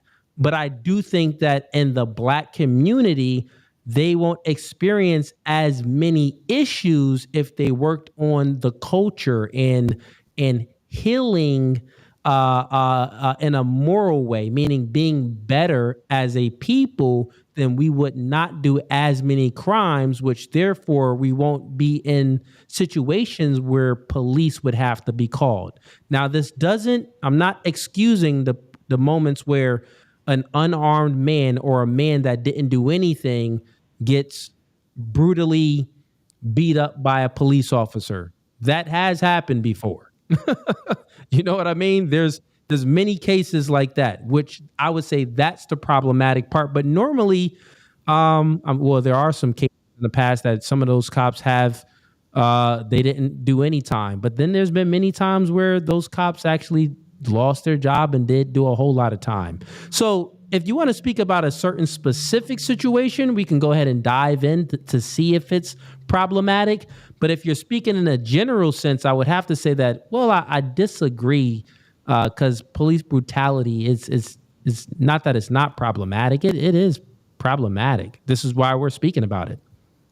Well, yeah, I do agree that it does happen out there, and here's the other thing too, that like I would consider myself a person of color. I don't know. I'm from the West Indies. I'm brown. Yeah, man, you're darker than me. What's up? Yeah, a lot of people would sort of like have a calling card. So the calling card is like the car is got tinted windows, like all blacked out, or they may have loud mufflers, or they may all be blinged out, and they're driving on the road with loud music and all that stuff. Now, one may say, "Well, I should be able to do that, and do that freely, right?" Yeah, to some extent. One other thing is no, not to some extent. So that's the part I disagree with. You should be, if you're not breaking the law, you should be able to do that. So even if the thing is this, even if you fit inside of a stereotype, if you are an innocent man and you're not breaking the law, you should be able to do exactly that. The problem is if you are breaking the law, then that's the issue. Now, the stereotypes are rooted in some type of truth. You know what I'm saying? So we all have this, human pattern recognition ability where we recognize certain patterns. So you're just speaking about the pattern recognition of some people driving a loud car with tinted windows that would fit a description of there can be a probability where there can be some crime there. So they're like an easy candidate to be pulled over or XYZ. That's essentially what you're getting to, right? Right. And even if that situation does happen, yes, you should be able to drive with your windows tinted, like your front windows should be um, see through, not so dark. You should not be playing your music like really extremely loud down the road. And you shouldn't really have bright lights. Okay. Those things there. Now, if you do get pulled over, the other thing with that is that you need to obey what the officer says. If he says roll down your windows, roll down your window. Yeah. License, insurance, and all that. Where a lot of these times when people being they claim they're being harassed and all, they're being escalated in it too. And you mentioned a point that you mentioned that cops come out there, they're doing a job, and they don't get up in the morning and say, hey, I want to go get somebody. I would think that they would get up in the morning and say, hey, you know what, I want to have a good day at work, I want to come back to my family. So whenever somebody escalates a situation, if they do it like one, a cop's going to do it 10, because they're in survival mode and they're seeing this on a day-to-day basis. And like you said, also too, that they see patterns. So they've run into these patterns. They could tell what person is this could be an issue here. So they have to take precautions. Yeah. So there's two ways to look at this. We can speak in a way of, how things are and then how things should be. If we're speaking from the should be would be basically like a moral argument. How do you think things should be? Basically, currently we're speaking right now about like how things are. I would have to say, yes, stereotypes are rooted in some type of truth. This doesn't take away from the fact that if you do fit a stereotype, you may not be that you may not be the individual that the person would think that you are, even though you look like you fit the description. So that's not always the case. And when it comes to that, I think that cops should have better discernment of discerning. And that's the thing. Some of these cops, they're not like, they weren't raised in the neighborhood that they're patrolling, right? They're not raised in a neighborhood that they're patrolling. They're raised in a different neighborhood. So it's hard for them to differentiate between a perpetrator or the gangbanger or the person that has weed in a car or illegal narcotics or something like that. It's hard for them to differentiate that guy versus the guy that's just going to basketball practice, but he's wearing a hoodie, he likes hip hop music, and he's involved in that culture. It's hard for them to differentiate that. And what happens is that you get these cops that's policing neighborhoods where they don't even know the culture, they don't understand the culture. So then their pattern recognition ability is bias. And then they tend to pull people over for sometimes unjustified reasons. And at the end of the day, I think that that's how things are, right? And on the flip side of it, I think that if you are the person that fits the description, you should be aware and understand and not complain, meaning that you should be aware that the world isn't fair and the world doesn't know you under any understanding. If the cop pulls you over, you should comply, like you said. You shouldn't get mad. You shouldn't be emotional. At the end of the day, if you get a ticket, as men, we take L's every day. So go ahead and take that L and then fight the ticket later, because you can always fight a ticket. It's not to say to submit to the law, but it's to defer to the law, right? I think some people in a chat and stuff like that, when I reacted to a video before, they're like, these little, insecure black people like, well, cool, you want people to submit and this and this. Well, no. At the end of the day, it's a hierarchy. And the hierarchy is this other person has a gun and you're going to mouth off like a chick. Like, think about it. This person got a gun and you don't. So you mouthing off like a chick to a man. You know, when a chick mouth off to a man, she's not in a position to be mouthing off to a man because the man is physically stronger. Know your place. Fight the battle a different way. That's stupid. So as a man, if you're in a situation in higher authority where they have the gun, you're in a situation where, listen, Brad, don't mouth off. Go ahead and defer. It's masculine. It's not feminine to defer to the law and then fight it afterwards. That's not feminine. That's called being smart. Don't catch an attitude as a black man when you get pulled over because you thought that he said that you didn't have your seatbelt on, but you really did have your seatbelt on. Don't even argue. Okay, you feel that I didn't have my seatbelt on. All right, got it. Am I getting a ticket or what? License or registration? Okay, I give you the license and registration. Anything you need, I give it to you. Give me the ticket. I get the ticket. I'll go ahead and fight that in court because that's what you can do. But I think that a lot of people been raised in single mother homes in our communities, so they don't know anything. They act out with emotions. They act like their mothers. They act like women. And when you act like that as a man, you're going to feel the consequences of that. Only women get to act like that. Think about it. Just the example that I gave, when a woman is acting tough with a man, when she knows that this man can crush her with his bare hands, the reason why she's acting like that is because she knows that she's not going to do anything. And she knows that she's in a privileged position to be catered to by the law and that she can easily call the cops or get out in some type of way. She knows that she's in that privileged position. This is why she's mouthing off. As a man, there ain't no such thing as a privileged position. And especially as a black man. Exactly. That's the reality. Look, that's the reality. There ain't no such thing. That's the reality, man. So wake up, and we're in a moral war. So I think that as black people, if we don't do the violence, if we don't do the crime, we won't do the time. That this doesn't mean, now think about it, right? If you really want to point out those evil cops, don't do the crime and be the best citizen you can. And then we'll be able to really spot out who's evil and who's not. Who's really the racist that really has bad intentions for black people and who's not. You know what I'm saying? But if everyone is, they fit in the description and most of them is, committing the crimes, it's like, well, not most of them, but some of them are committing the crimes. It's like, well, dang. It's hard to figure out which ones is really bad and who's not, as far as the police officers.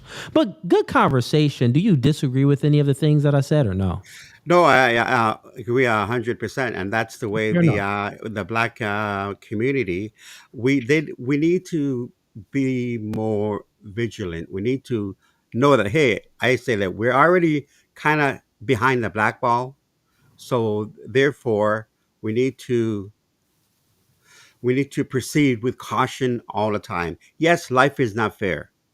Okay, but so therefore you need to proceed with caution, abide by the laws, keep cool, stay alive. And like you said, when something happens on the road, just, don't let the cop be the judge and jury right there. All right, get your ticket, take it to court, and tell it to the judge, and it's going to come out. Okay, if you're found guilty, you're found guilty, you pay your fine. If you're not, then you get off, and that's it. So yeah, and I think that most of the situations that occur is black people committing the crime, and the times when they don't commit the crime, they just act so emotional that then a crime happens. Like they're so emotional and they don't want to comply, and then the cops say, "Well, you're under arrest." Exactly. Yeah. And then then they're still not complying. So then they get taken down and punched in the face. And yeah, it could be excessive force. Is like, all right, well, you can probably fight this in the court because like the situation that happened with the guy in his car. Last week. I pulled him over like last week. Like a while. Yeah. It happened in February, but it came out like last week where the cop broke the window and then punched him. Well, the punch was unnecessary. Did he provoke this? Yeah, he provoked it out of the cop because he wasn't listening when the other angle came out of the video. Yeah. Does he have a case to at least fight fight to make a case against the cop for excessive Unnecessary force. force, excessive force. Unnecessary Yeah, force. yeah, Yeah, he yeah. He definitely does has a that. case there. He has a solid case to make, and he can probably get some coins, especially since Sure. it's real big in the media right now, and a lot of people know about it. He can definitely win that part. But he already committed guilty as far as he already pled guilty as far as resisting arrest. So it's like, but he has a case for the unnecessary force. He And does have that's a an case. example. That's an example of something simple. Okay, taillight issue. Come over. Okay, open the door. I think he said his window wasn't working, so he opened up the door. But yeah, just comply and that's it. Like it doesn't have to go to that extreme. It's not like the bad cop is after me. Every cop is racist and all that stuff, right? And you're right. A lot of people work from an emotional sense instead of Yeah. thinking from a logic sense. Be more mature about it. Like, okay, all right, man, really good talking to you. I enjoy your stream. I was just watching tonight and I decided to chime in and give my Yo, two man, listen, cents. that's our first time speaking, but you seem Actually, like it's an the second individual. time. Oh, second time. I don't The second remember the time. first time. Okay, fair enough. Well, Yeah, I think that was brief. That the first time was brief, but I do like the opportunity to for get sure, man. on Listen, I like live the with you. conversation. I welcome you to No Fugazi podcast. Since from what I recall, this is our first time, but it is our second time. But I welcome you to No Fugazi podcast, and I welcome you to come back up anytime when I do debate night, man. Good conversation. All right, take care. Bye. Have a good one. All right. All right. So we got a lot of people in here now. Okay, we got Hunter in here. I know that Dre and okay, let me bring up Ari real quick. And we got Eric Z. Eric Z, turn on your camera. I see you backstage. Okay, Dre, you said you chilling right now. Okay. All right. I'll bring up a few people. We could do like a whole panel, but let me just take a bathroom break. I've been streaming for 3 hours. Let me take a quick bathroom break and I'll be right back, man.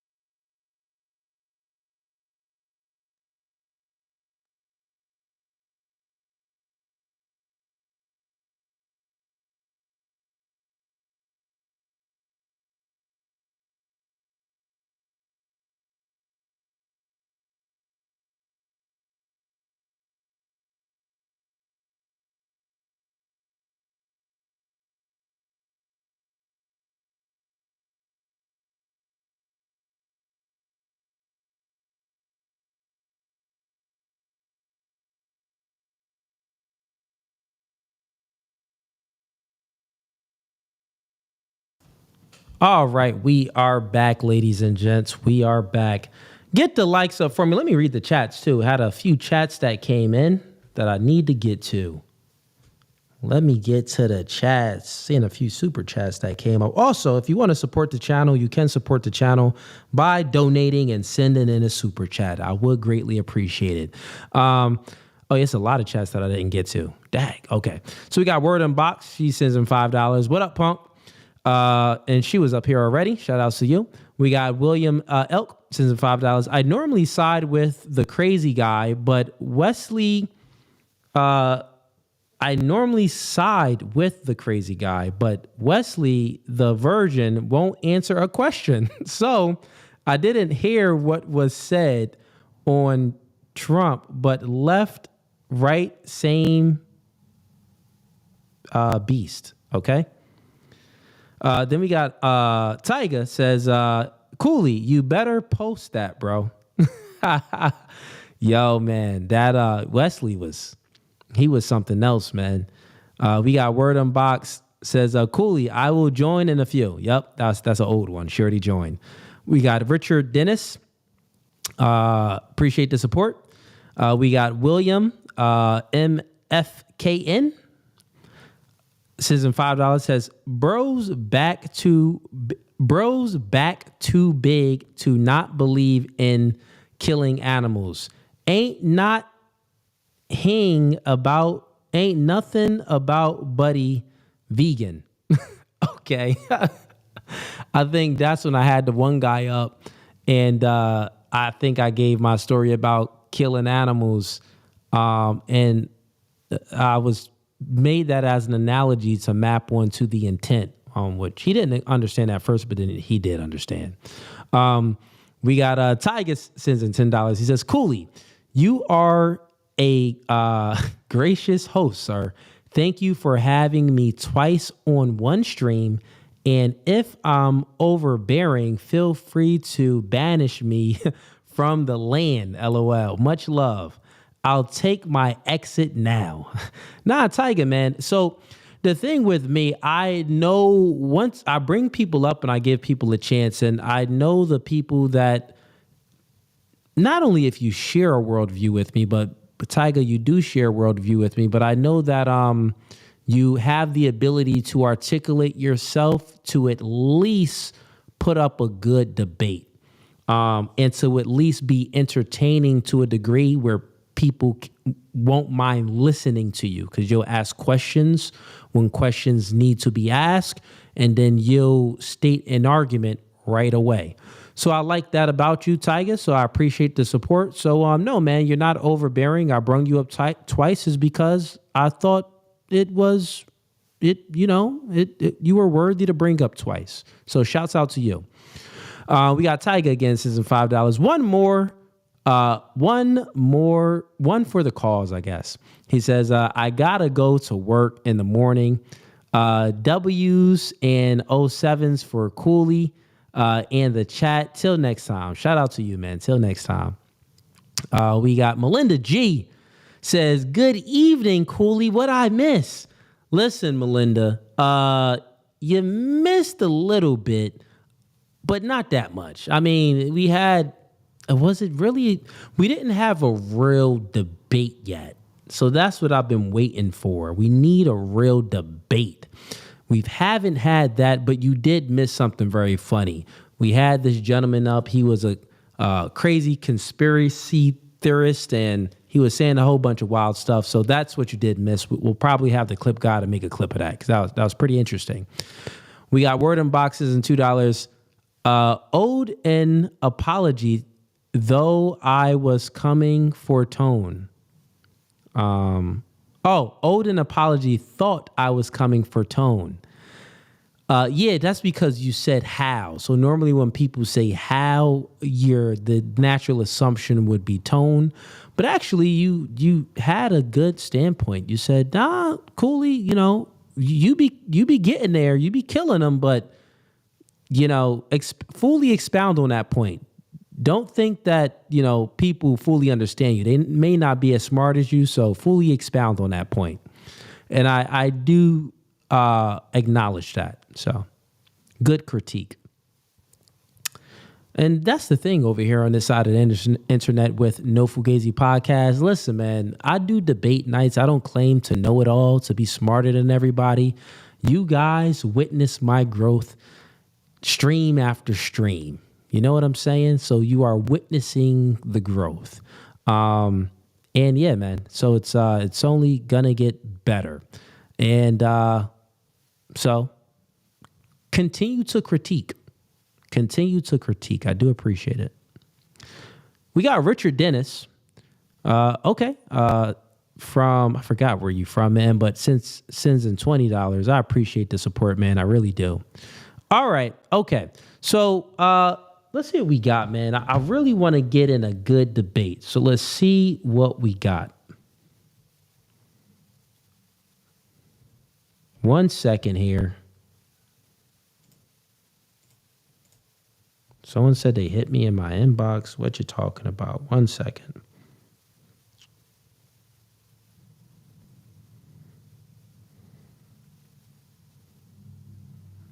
I don't got anything.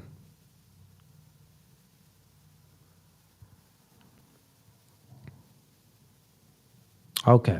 Let's make it a panel thing real quick. Bring up a lot of people. See what we can debate about. Here we go. Let me turn my camera around, man. All right, fellas. Welcome to No Fugazi Podcast. Hey, real quick, on the police thing. I, I I hear you guys talk a lot about it, but I think you should do some research on how cops are trained and what they're trained about before you have like opinions on how they treat people, because then you might have a better understanding of why they act the way they act. And what speak specifically about what you're saying? Like what specific situation, or what did someone say that you think that we need to take that into? I think that from my perspective, I already take that into consideration. But what did you hear where you thought that someone didn't take that in consideration? Well, the gentleman before, he was speaking a lot about how cops act and how they treat people, and how they treat people of different races and stuff like that. But I really don't think he has any knowledge about how cops are trained, or even did any research on it. So I just think do some research before you have a solid opinion like that. But that's all about that. Okay, so you're speaking with the other guy. Yeah, man. Listen. So here's the thing. Let's just take what you said, right? Even when we take that into consideration about the cop, how they're being trained and what you're being trained on, at the end of the day, we are all still human beings, right? And yeah, we know that, that's why it all depends on the situation too, because if you're speaking about a situation and we know it seems like maybe that cop's intentions was off, then it's like, well, I'm in agreement with that. You know what I mean? I agree with that. I just wanted to add that have a look. That definitely the situation, the specific situation. So basically, matters. You're saying just keep that into consideration. You're in agreement with the other stuff. Fair enough. That's all right, fellas. But we can go back to the religious thing. Okay. Yeah, but you know what though, Cooley? At the same time, as soon as a cop they pull you over, like on most cases, right? Is as soon as your plates are run, they know exactly if they're gonna draw on you or not, right? It's like people gotta understand too. He's like you said, cops are trained, and you can't underestimate their knowledge and like intel, right? They catch on quick, and they know who's dangerous in the streets and who's not. They know who's have violent. If you're a violent offender, how do you know that? As soon as they run your license plate. What do you mean? How do you know that? So how do you know that if they know someone's dangerous or not? Like how do you know that? So scenario, if it's a traffic stop, you got license plates, you registered to those plates. If you got a record of any sort that has to do with violence, they got their holsters already unclipped, bro. Well, if you have I'll a say that right record, now. they have every right to be So apprehensive about you. essentially, what you're saying that since the cop already has information by running the license plate on said individual, they already have things that they already presuppose. Because if the person has this on his record and that on his record, then it's gonna come up. They So have to. they They already have to. and so I wouldn't necessarily say that, that's why, the cop, they know who they're going to arrest or who they're going to, pull out their gun on anyway. I wouldn't go to I that wouldn't say shoot. conclusion. I wouldn't say shoot, but they would. You understand that if you're a violent offender, so it's like what you said to that gentleman last I would time. say It's like, that they're more likely to be ready, to be more like, right, that's what I was saying. They clipped their holster. I didn't say they pull out the gun, but they unclipped their holster already, right? And it's like you gotta understand that they got to get over that fear too, right? When they pull somebody over, like you gotta understand they got a wife and kids. They gotta go home to still, right? The game's a game regardless. Like shit, it's gonna something's happened. Sometimes it's There sad. definitely is crappy cops. So like I'm here in Springfield where that guy shot Sonia Massey, and I think that was disgraceful. You know, that guy should not be on the force. Well, but you gotta understand how many stops are there in a day in America, right? So then yes, there's a fatal shooting and it's an unfortunate it's an unfortunate thing that happened, no doubt about it, right? But when you do the ratio to how many stops or arrests are made compared to how many deaths by police pistol there is, right? And then that's also taking everybody too. Like I don't know, I'm not too sure about my regional history, but I think America's the only one with this type of problem when it comes to police, right? It's not even about the race. I don't think like in some Asian cultures, if you're a darker skin tone Asian, you're more of the village, you're not of royalty, right? And it's like other cultures have their dividends in pretty much, I guess, shade, right? But they're not like, I don't know, it's not like, oh, gun, then shoot, and then what? But he got no gun. Like I don't know if you hear about that anywhere else in the world on a scale like this at the same time, right? But I mean, so something is definitely wrong. But both people at the same time, when you're in a position like that, you don't care what the cop thinking. All you're caring about is your safety. Same thing with the cop. Although the cop needs to have merit, he is trained for situations like that. At the same time, I guess. Yeah, sure. Right. Sure. Okay. All right. Cool. I wanna. Can I share an anecdotal experience? So, Yeah, I didn't mean to get off on that tangent, but we can get back to the religious thing if you want, like the roots of Christianity and stuff like that. Because I got plenty to say about that. Cool. I just had a question for you as well after. Yeah, real quick. I think you was about to say something. SMG Drizzle, you was finna say something. So, as far as the whole cop thing, man, I'm on the side where we should just comply. Sharing an anecdotal experience, I had an altercation with a girlfriend at the time, and the police were called, and I didn't even know they were behind me. I irked off. I saw the lights, dude. I immediately stopped, uncranked my car, cut it off, threw my keys out the window, threw my hands out the window. They walked up on me with guns. They didn't know me. I didn't know them. But I complied. I was like raging. I was completely pissed at the time, but I was able to discipline myself and not allow my anger at that time to make me do anything foul that could get me harmed. And I'm like, bro, these are white cops. I think one of them was Mexican, but at the end of the day, if I been, acting out, then it would have went completely different. So it's all about just comply, man. Just comply. They are law enforcers, and that's just. But on the flip side of that, bro, it's like now if let's put the police thing aside as well.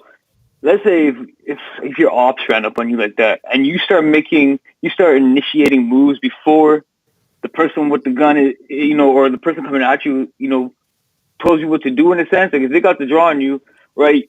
Wouldn't you think, it would be smarter to wait for the directions rather than start throwing your hands out the window because that's a quick movement, like me as somebody's enemy, they're my cop or whatever. That's you don't make moves like that like quickly if you're in that position, right? So like to comply and too. not only that, what's feminine, I don't know, like a lot of people, bro, I don't think they ever been into any fights, they ever been into any altercations. Usually the person that talks a whole lot is the one that gets beat up. Normally they get beat up. They have the worst experience. They pull the short end of the stick. So it's like when you getting pulled over, you mouthing off and trying to be the authority and try to, not comply, and you're just doing the most, right? Being emotional, it never works to your benefit. Like, it doesn't work to your benefit. It's very feminine. Like, if you're gonna pop off, let's say if you a real nigga, like, not say a real nigga, but let me give a different perspective, another perspective real quick. Let me change my headphones. I couldn't hear myself. So let's say if it's so funny because it's so funny because some of these people would have the bravado to act all tough with the cop. Act all tough. They want to work. They want to mouth off with the cop. Like, oh, why are you pulling me over for? I'm not showing you my license and registrations. They want to do all of that because they believe some like the video, the last thing that came out with the guy that was got pulled over by the police. The cop busted his window and punched him in the face. He was acting mad tough and not complying with the cop. If you really that gangster, really don't comply at all and be ruthless. Be a ruthless individual. Don't comply and use force against force. But these dudes just want to talk a whole lot, and then when force gets used against them, they want to complain. This is why I say it's very feminine. Like, it isn't anything masculine about that.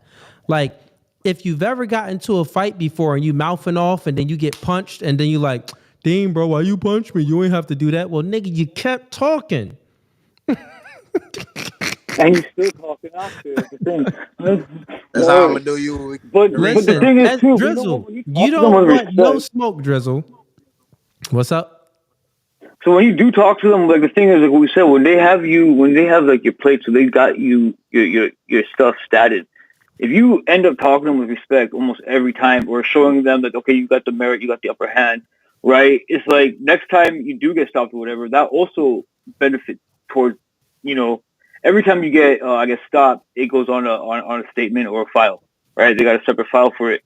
So, but like you said, if you comply, you just whatever, bite the bullet, just take the check, not the checkmate, then generally after a while, you probably won't even run into those problems anymore. To be honest, now that I think about it. I've been in all situations with the cops. I've told many stories on a podcast about a cop, but I'll tell a story. I don't think I've ever told this story though. So back when I was 14 years old, I was a freshman in high school, and me and my cousins, when my cousin lived with me, we was walking to basketball practice. I had my basketball in the hand, I'm dribbling the ball, and we not even a block from my house, not even a block from the house. And we got our book bags on and hoodies on. And it's a late practice, so it's practice was at like 7. But it's still like it gets dark early during this time of the year. So we walk into practice, it's about 7 p.m. Practice was like 7 to 8, just like an hour practice. Like, the hour practice is right before the game and stuff like that. So we walk in there, leave the house just a couple feet from the house. 2 police cars pull up, go right in front of us, like go across on a sidewalk. 2 of them are K9 units, and then another 2 police cop cars come up right behind them, like regular cop cars. So 2 K9 units, the big trucks, and then 2 police cars. Once they pull up, they hop out right away. Get down, get down. I get down right away. I'm like, oh, snap, what's going on? I drop down to the ground. My cousin, he was finna run. I'm like, no, nigga, don't run. I grabbed him down like, bro, get down. You run, you finna get ate by a dog or you gonna get shot, right? So he was like a year younger than me, a little bit younger than me. So we both on the ground. The cops check us, check our bags. We like, yo, why we getting stopped for? We in handcuffs, basically. And the reason why all of this happened is because we fit a description. We fit a description of a robbery that just happened, and it was guys, black guys, I guess, that had on hoodies and had on book bags. You know what I'm saying? So we fit that description. And I remember from when I left from that situation, I wasn't fazed because I was never like an emotional kid or anything. My cousin wasn't really fazed, but it did cause a little bit of trauma for him from that situation for a little bit. Like he was a little bit like nervous and stuff and, you know, a little bit on edge when cops would come around and stuff. But I say that to say that, like, yeah, things do happen that's unfair. And if I wasn't in my right mind to stop my cousin from running, my cousin probably would have lost his life because of, and he would have been an innocent person that probably would have lost his life, or if not lost his life, got bit by a dog and been brutally hurt. You know what I'm saying?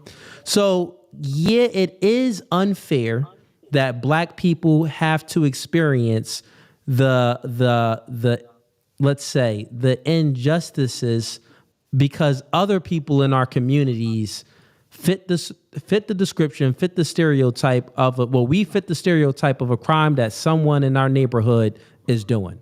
Yeah, we can say that's unfair, but it is unfair. It sucked when it happens. But even after all of that and many other bad experiences that I had with the cops, I'm still looking at this objectively in the most unbiased way as possible. So for me to have the ability to do that after what I've been through, even at 14 years old, it's like, come on, nigga. Some of y'all dudes just got low IQ.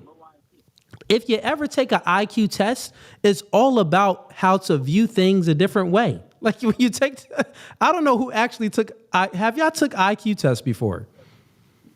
No, man, the critical thinking classes for sure. Okay. If you take an IQ test, there's many of them, but most of them is like pattern recognition.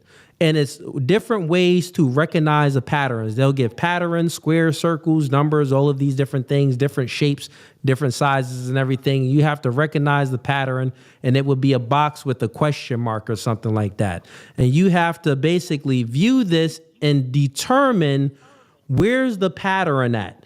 And they'll switch it up. So some patterns would be vertical. Some patterns would be horizontal, vertical, whatever it may be, right? And then the questions would switch up, and it's up to you to find the pattern to solve the problem. But I think that most people, when you get a low IQ score, it's because you're only looking at a situation in one way. You lack the ability of looking at it in a multitude of different ways. You get what I'm saying? And I think that that's why most black people too get mad, and it be arguments amongst black people as well, because it's like, oh, nigga, you don't look at it my way. Well, nigga, have you ever tried to look at it in any other different ways than your own way? That's what I do. But yeah, man, but you know crazy. what though? On the flip side to that though, Cooley, like, you know, there are people who are geniuses at the same time, right? Got crazy IQs, but you put them in a real life situation, right? Yeah, you can see patterns on a paper given by a doctor anytime with no pressure. But as soon as the iron fuck is facing somebody, I mean, like, I bet you kids like that will buckle. It doesn't matter his IQ or not, especially the first time. Yeah, right? and look at the super chat. This is not even a super chat. This regular chat. I wanted to bring this up. They was on Hunter neck. What'd you say? I said they was on Hunter. Oh, they neck was in on the Hunter. chats, bro. Oh, Hunter's neck. We got a Hunter went out. I didn't kick him out. I could bring him back up. Hey man, I got a maybe a potential debate. Okay, for let you. me address this super chat. I mean, not the super chat, just regular chat. And I normally don't do this. I feel you, Cooley, on viewing it another way, but enough is enough. And yeah, I agree. Enough is enough.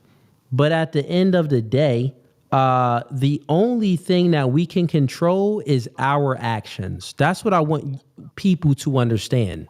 You can only control your actions. So you have to be perspicacious enough, be aware, be very observant of your surroundings and the situation that you're in, so you don't pull the short so you don't pull the short end of the stick. You get what I'm saying?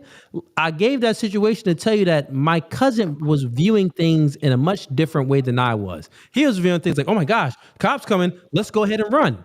Well, my experience around cops is I don't trust cops, let's go ahead and run. And running in that situation would had possibly led to his death.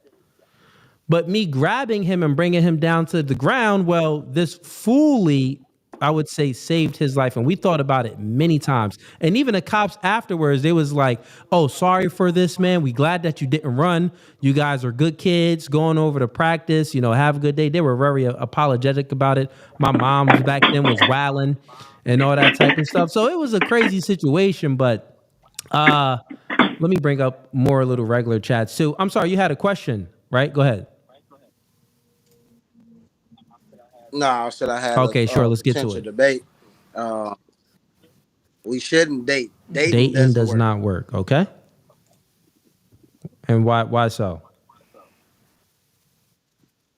So my Well, for question one, is, before why so, if you're not gonna date, then okay, you're saying that we should do the courting phase because before the dating phase is the courting phase. So we should still do the courting phase.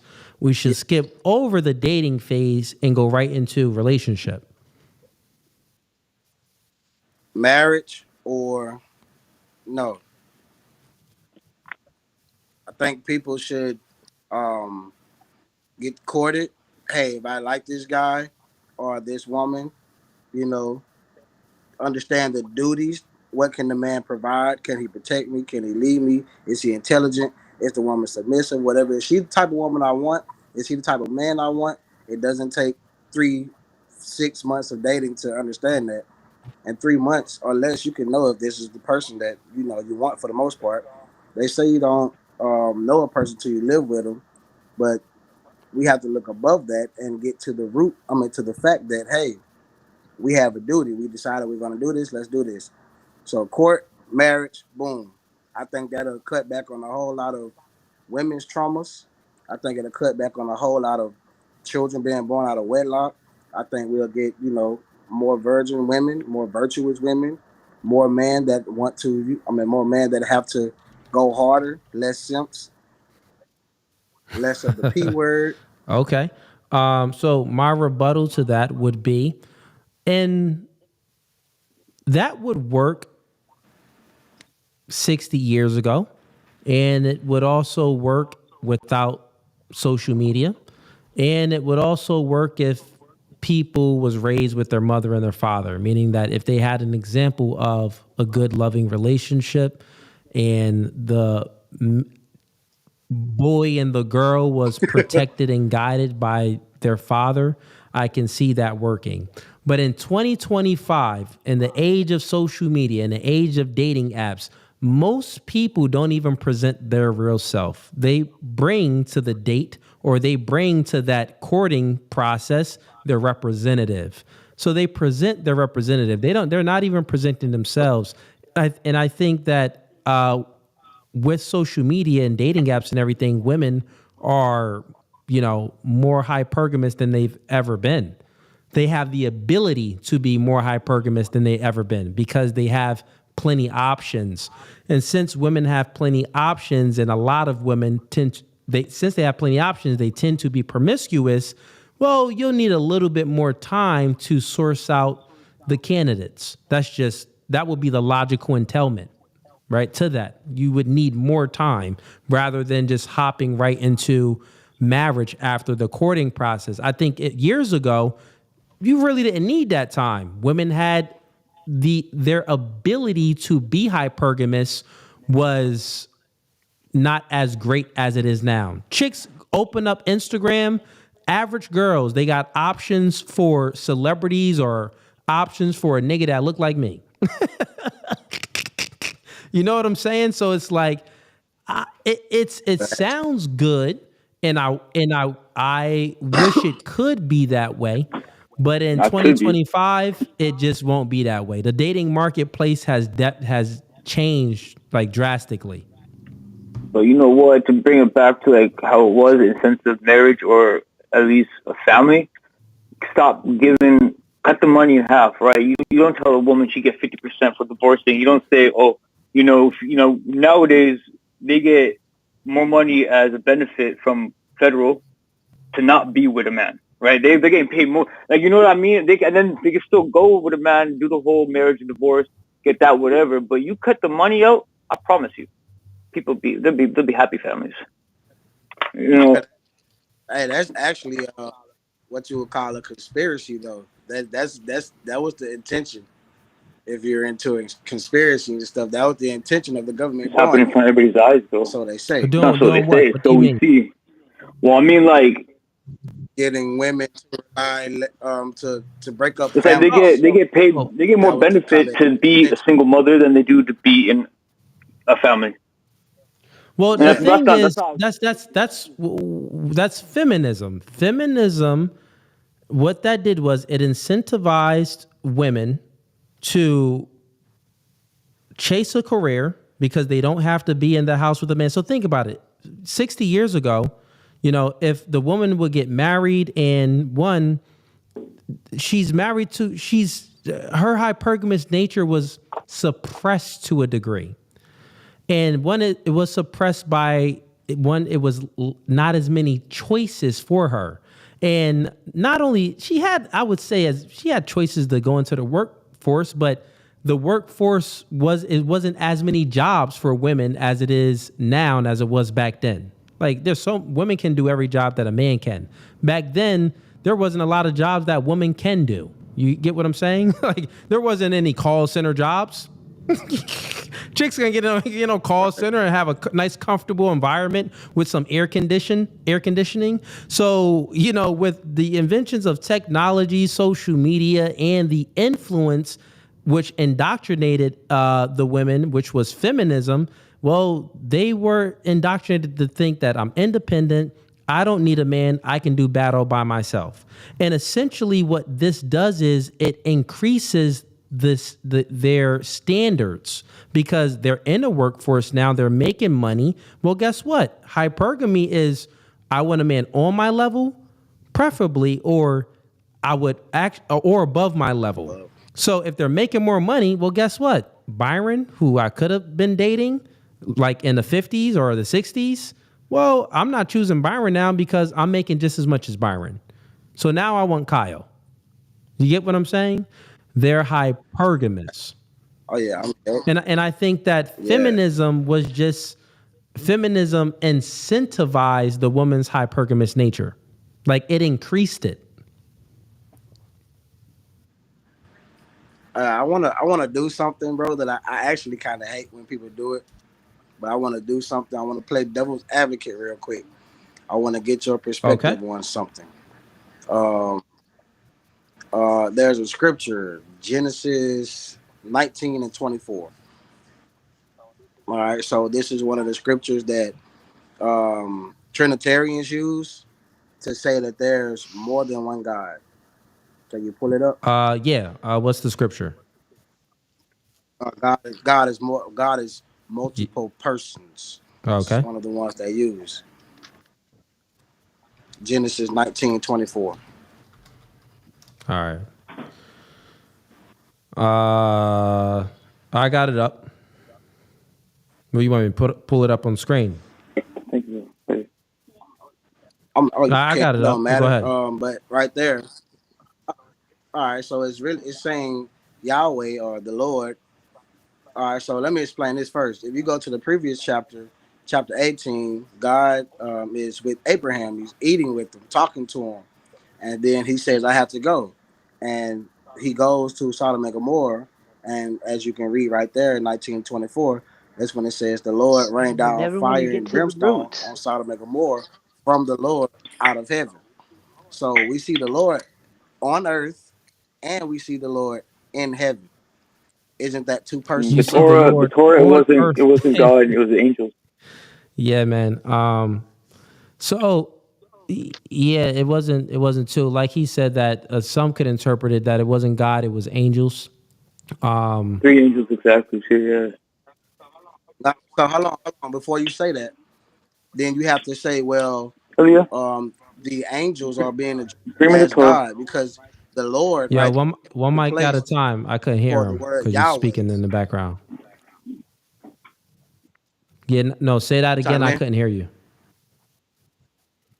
Oh, I said, so the Lord is the word that's being put there.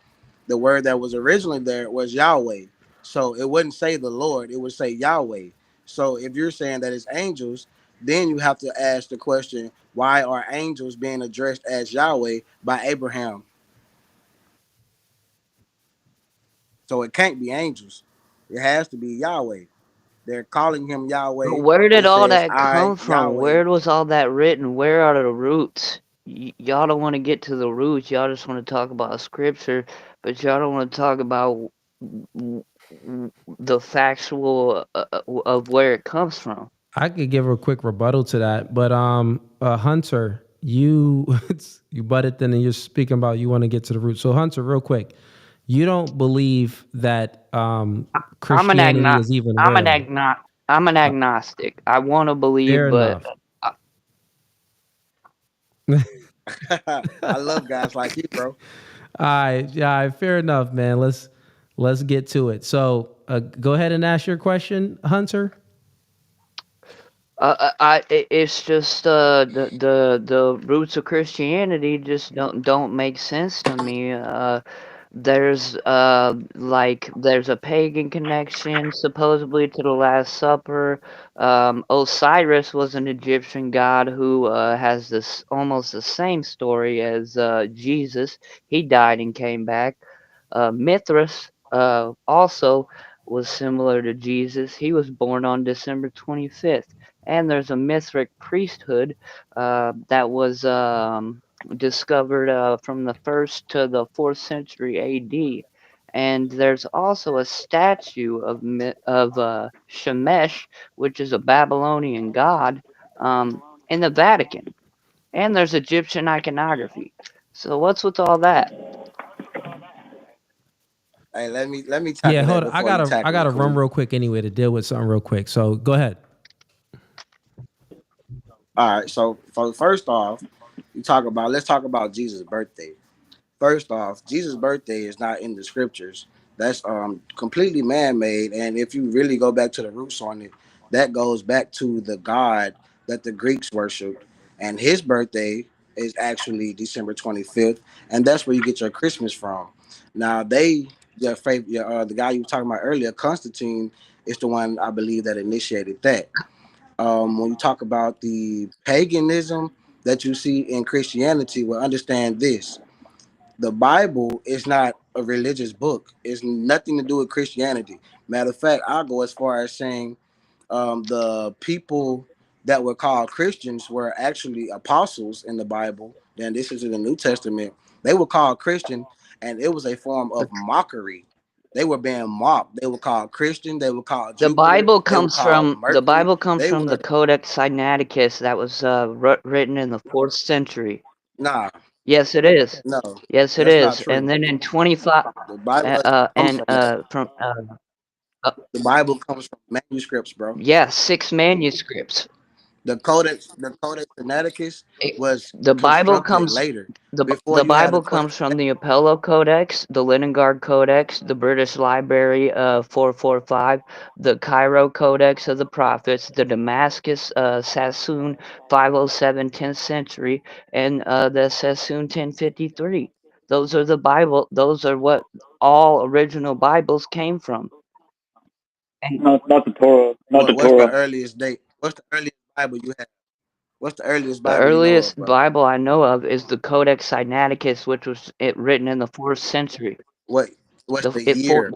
yeah, The yeah. fourth century, right? All right. At that same prior to that, you got the Ethiopian Bible. Prior to that, you have the Septuagint. Prior to that, you have the Dead Sea Scrolls. Prior to that, you have the Bible that Jesus was reading from. Then prior to that, you also have the manuscripts that the apostles wrote, bro.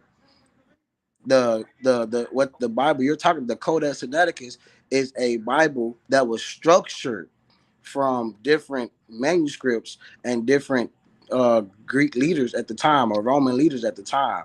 You can't just take that compilation and say, "Oh, this is everything. This is the truth," and everything that came after The it Codex Sinaiticus is is a one factor of of the oldest that. and most complete copies of the Christian Bible we have. You can look it up. No, the Christian Bible. That's so it's the Ethiopian No, Bible. The Christianity Ethiopian came Bible from is the first Bible. Ethiopia. That's why they think the Ark of the Covenant's there, which is guarded by one monk. Christianity didn't come from Ethiopia. Did you not hear me, bro? When I just told you the apostles were called Christians as a form of mockery. Christianity came from the Europeans, the Greeks and Romans. That's what they created that. So the Bible has nothing to do with Christianity. Not at all. Nothing. Jesus never called himself a Christian. He never called his followers Christians. Yo, what did he call him? Real quick, yo, I'm gonna have to end stream a little early, man. I gotta go ahead and handle something real quick with the fam. But listen, I'm not even sure what y'all speaking about thus far, but I know that Hunter wanted to speak about, because he is agnostic and he's basically a non-believer in Christianity. We can go ahead and resume this debate. No, at another agnostic I means I want to believe, but I just You want to believe. You don't think that there's not any proof to believe. That's what you're looking for, right? So yeah, we can go ahead and have this debate. Easily can provide some proof and dismantle some arguments easily. For sure. But listen, man, I got to go ahead and run. Don't mean to do this. Sorry, fellas. I definitely wanted to get into it, though. Pause. But all right, man, I'll bring y'all back up another time. Yo, chat, I got to go ahead and run. Got to go ahead and handle some business. But listen, appreciate all of y'all for tuning in tonight. Tonight's stream has definitely been no Fugazee. We've reacted to a lot of content. We also had some people up to have some discussions, but didn't really have a true debate, which I was expecting. I think that last conversation with Hunter probably wouldn't even have been a debate. It probably would have been more of a discussion anyway, since he's like kind of seeking the truth. So it would have been more of like a discussion, I do believe. But anyways, what you can expect. So today currently is, well, dang, it's 12 a.m. right now. So let's just say it's Monday, though. Today's Monday. The next stream, no stream on Tuesday. The next stream will be, am I doing one on Wednesday? Nope, not doing a stream on Wednesday. I may do a stream tomorrow. I may give y'all 3 in a row. I did one yesterday. I did one tonight. I may give y'all a stream tomorrow because I can't do one Wednesday and I can't do one Thursday. And then Friday, we streaming. We got a full panel girl show. We got about last girl show, man, I got to check it out. We had 9 chicks on the panel. We ain't have 9 girls in a while. That was a big panel of girls.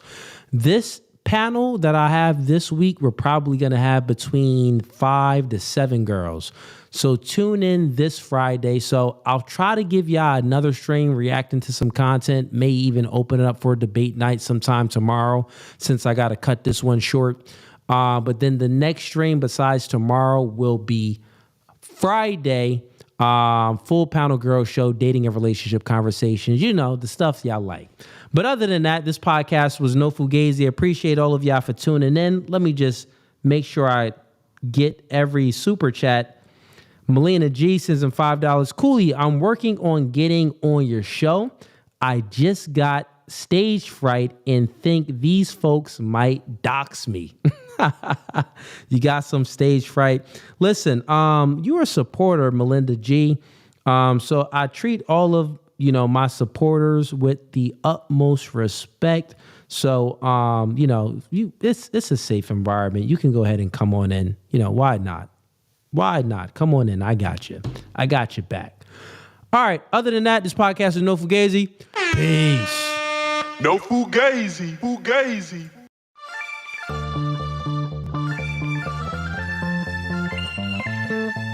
And y'all see the suit too, man. Listen, new studio, new podcast by the spirit, not by the letter. Bro, we can go verse for verse all day long. Doing new things. Men are okay with understanding the reality that we are in competition with one another. But you ladies think that you're special. We are in competition. Men are men of their word. So here's my word. I'll fly you out here. We can do it in person. And after that, we could box. I'm about my business. So remember, I said, when I ask you these questions, I will dismantle your entire argument. That's the end of the debate, my dog. I'm 39, but I don't look your typical 39. Belly. Yeah. You look 39. It's okay, though. That man isn't intimidated by a woman like you. He's annoyed by a woman like you. Because a man doesn't want to date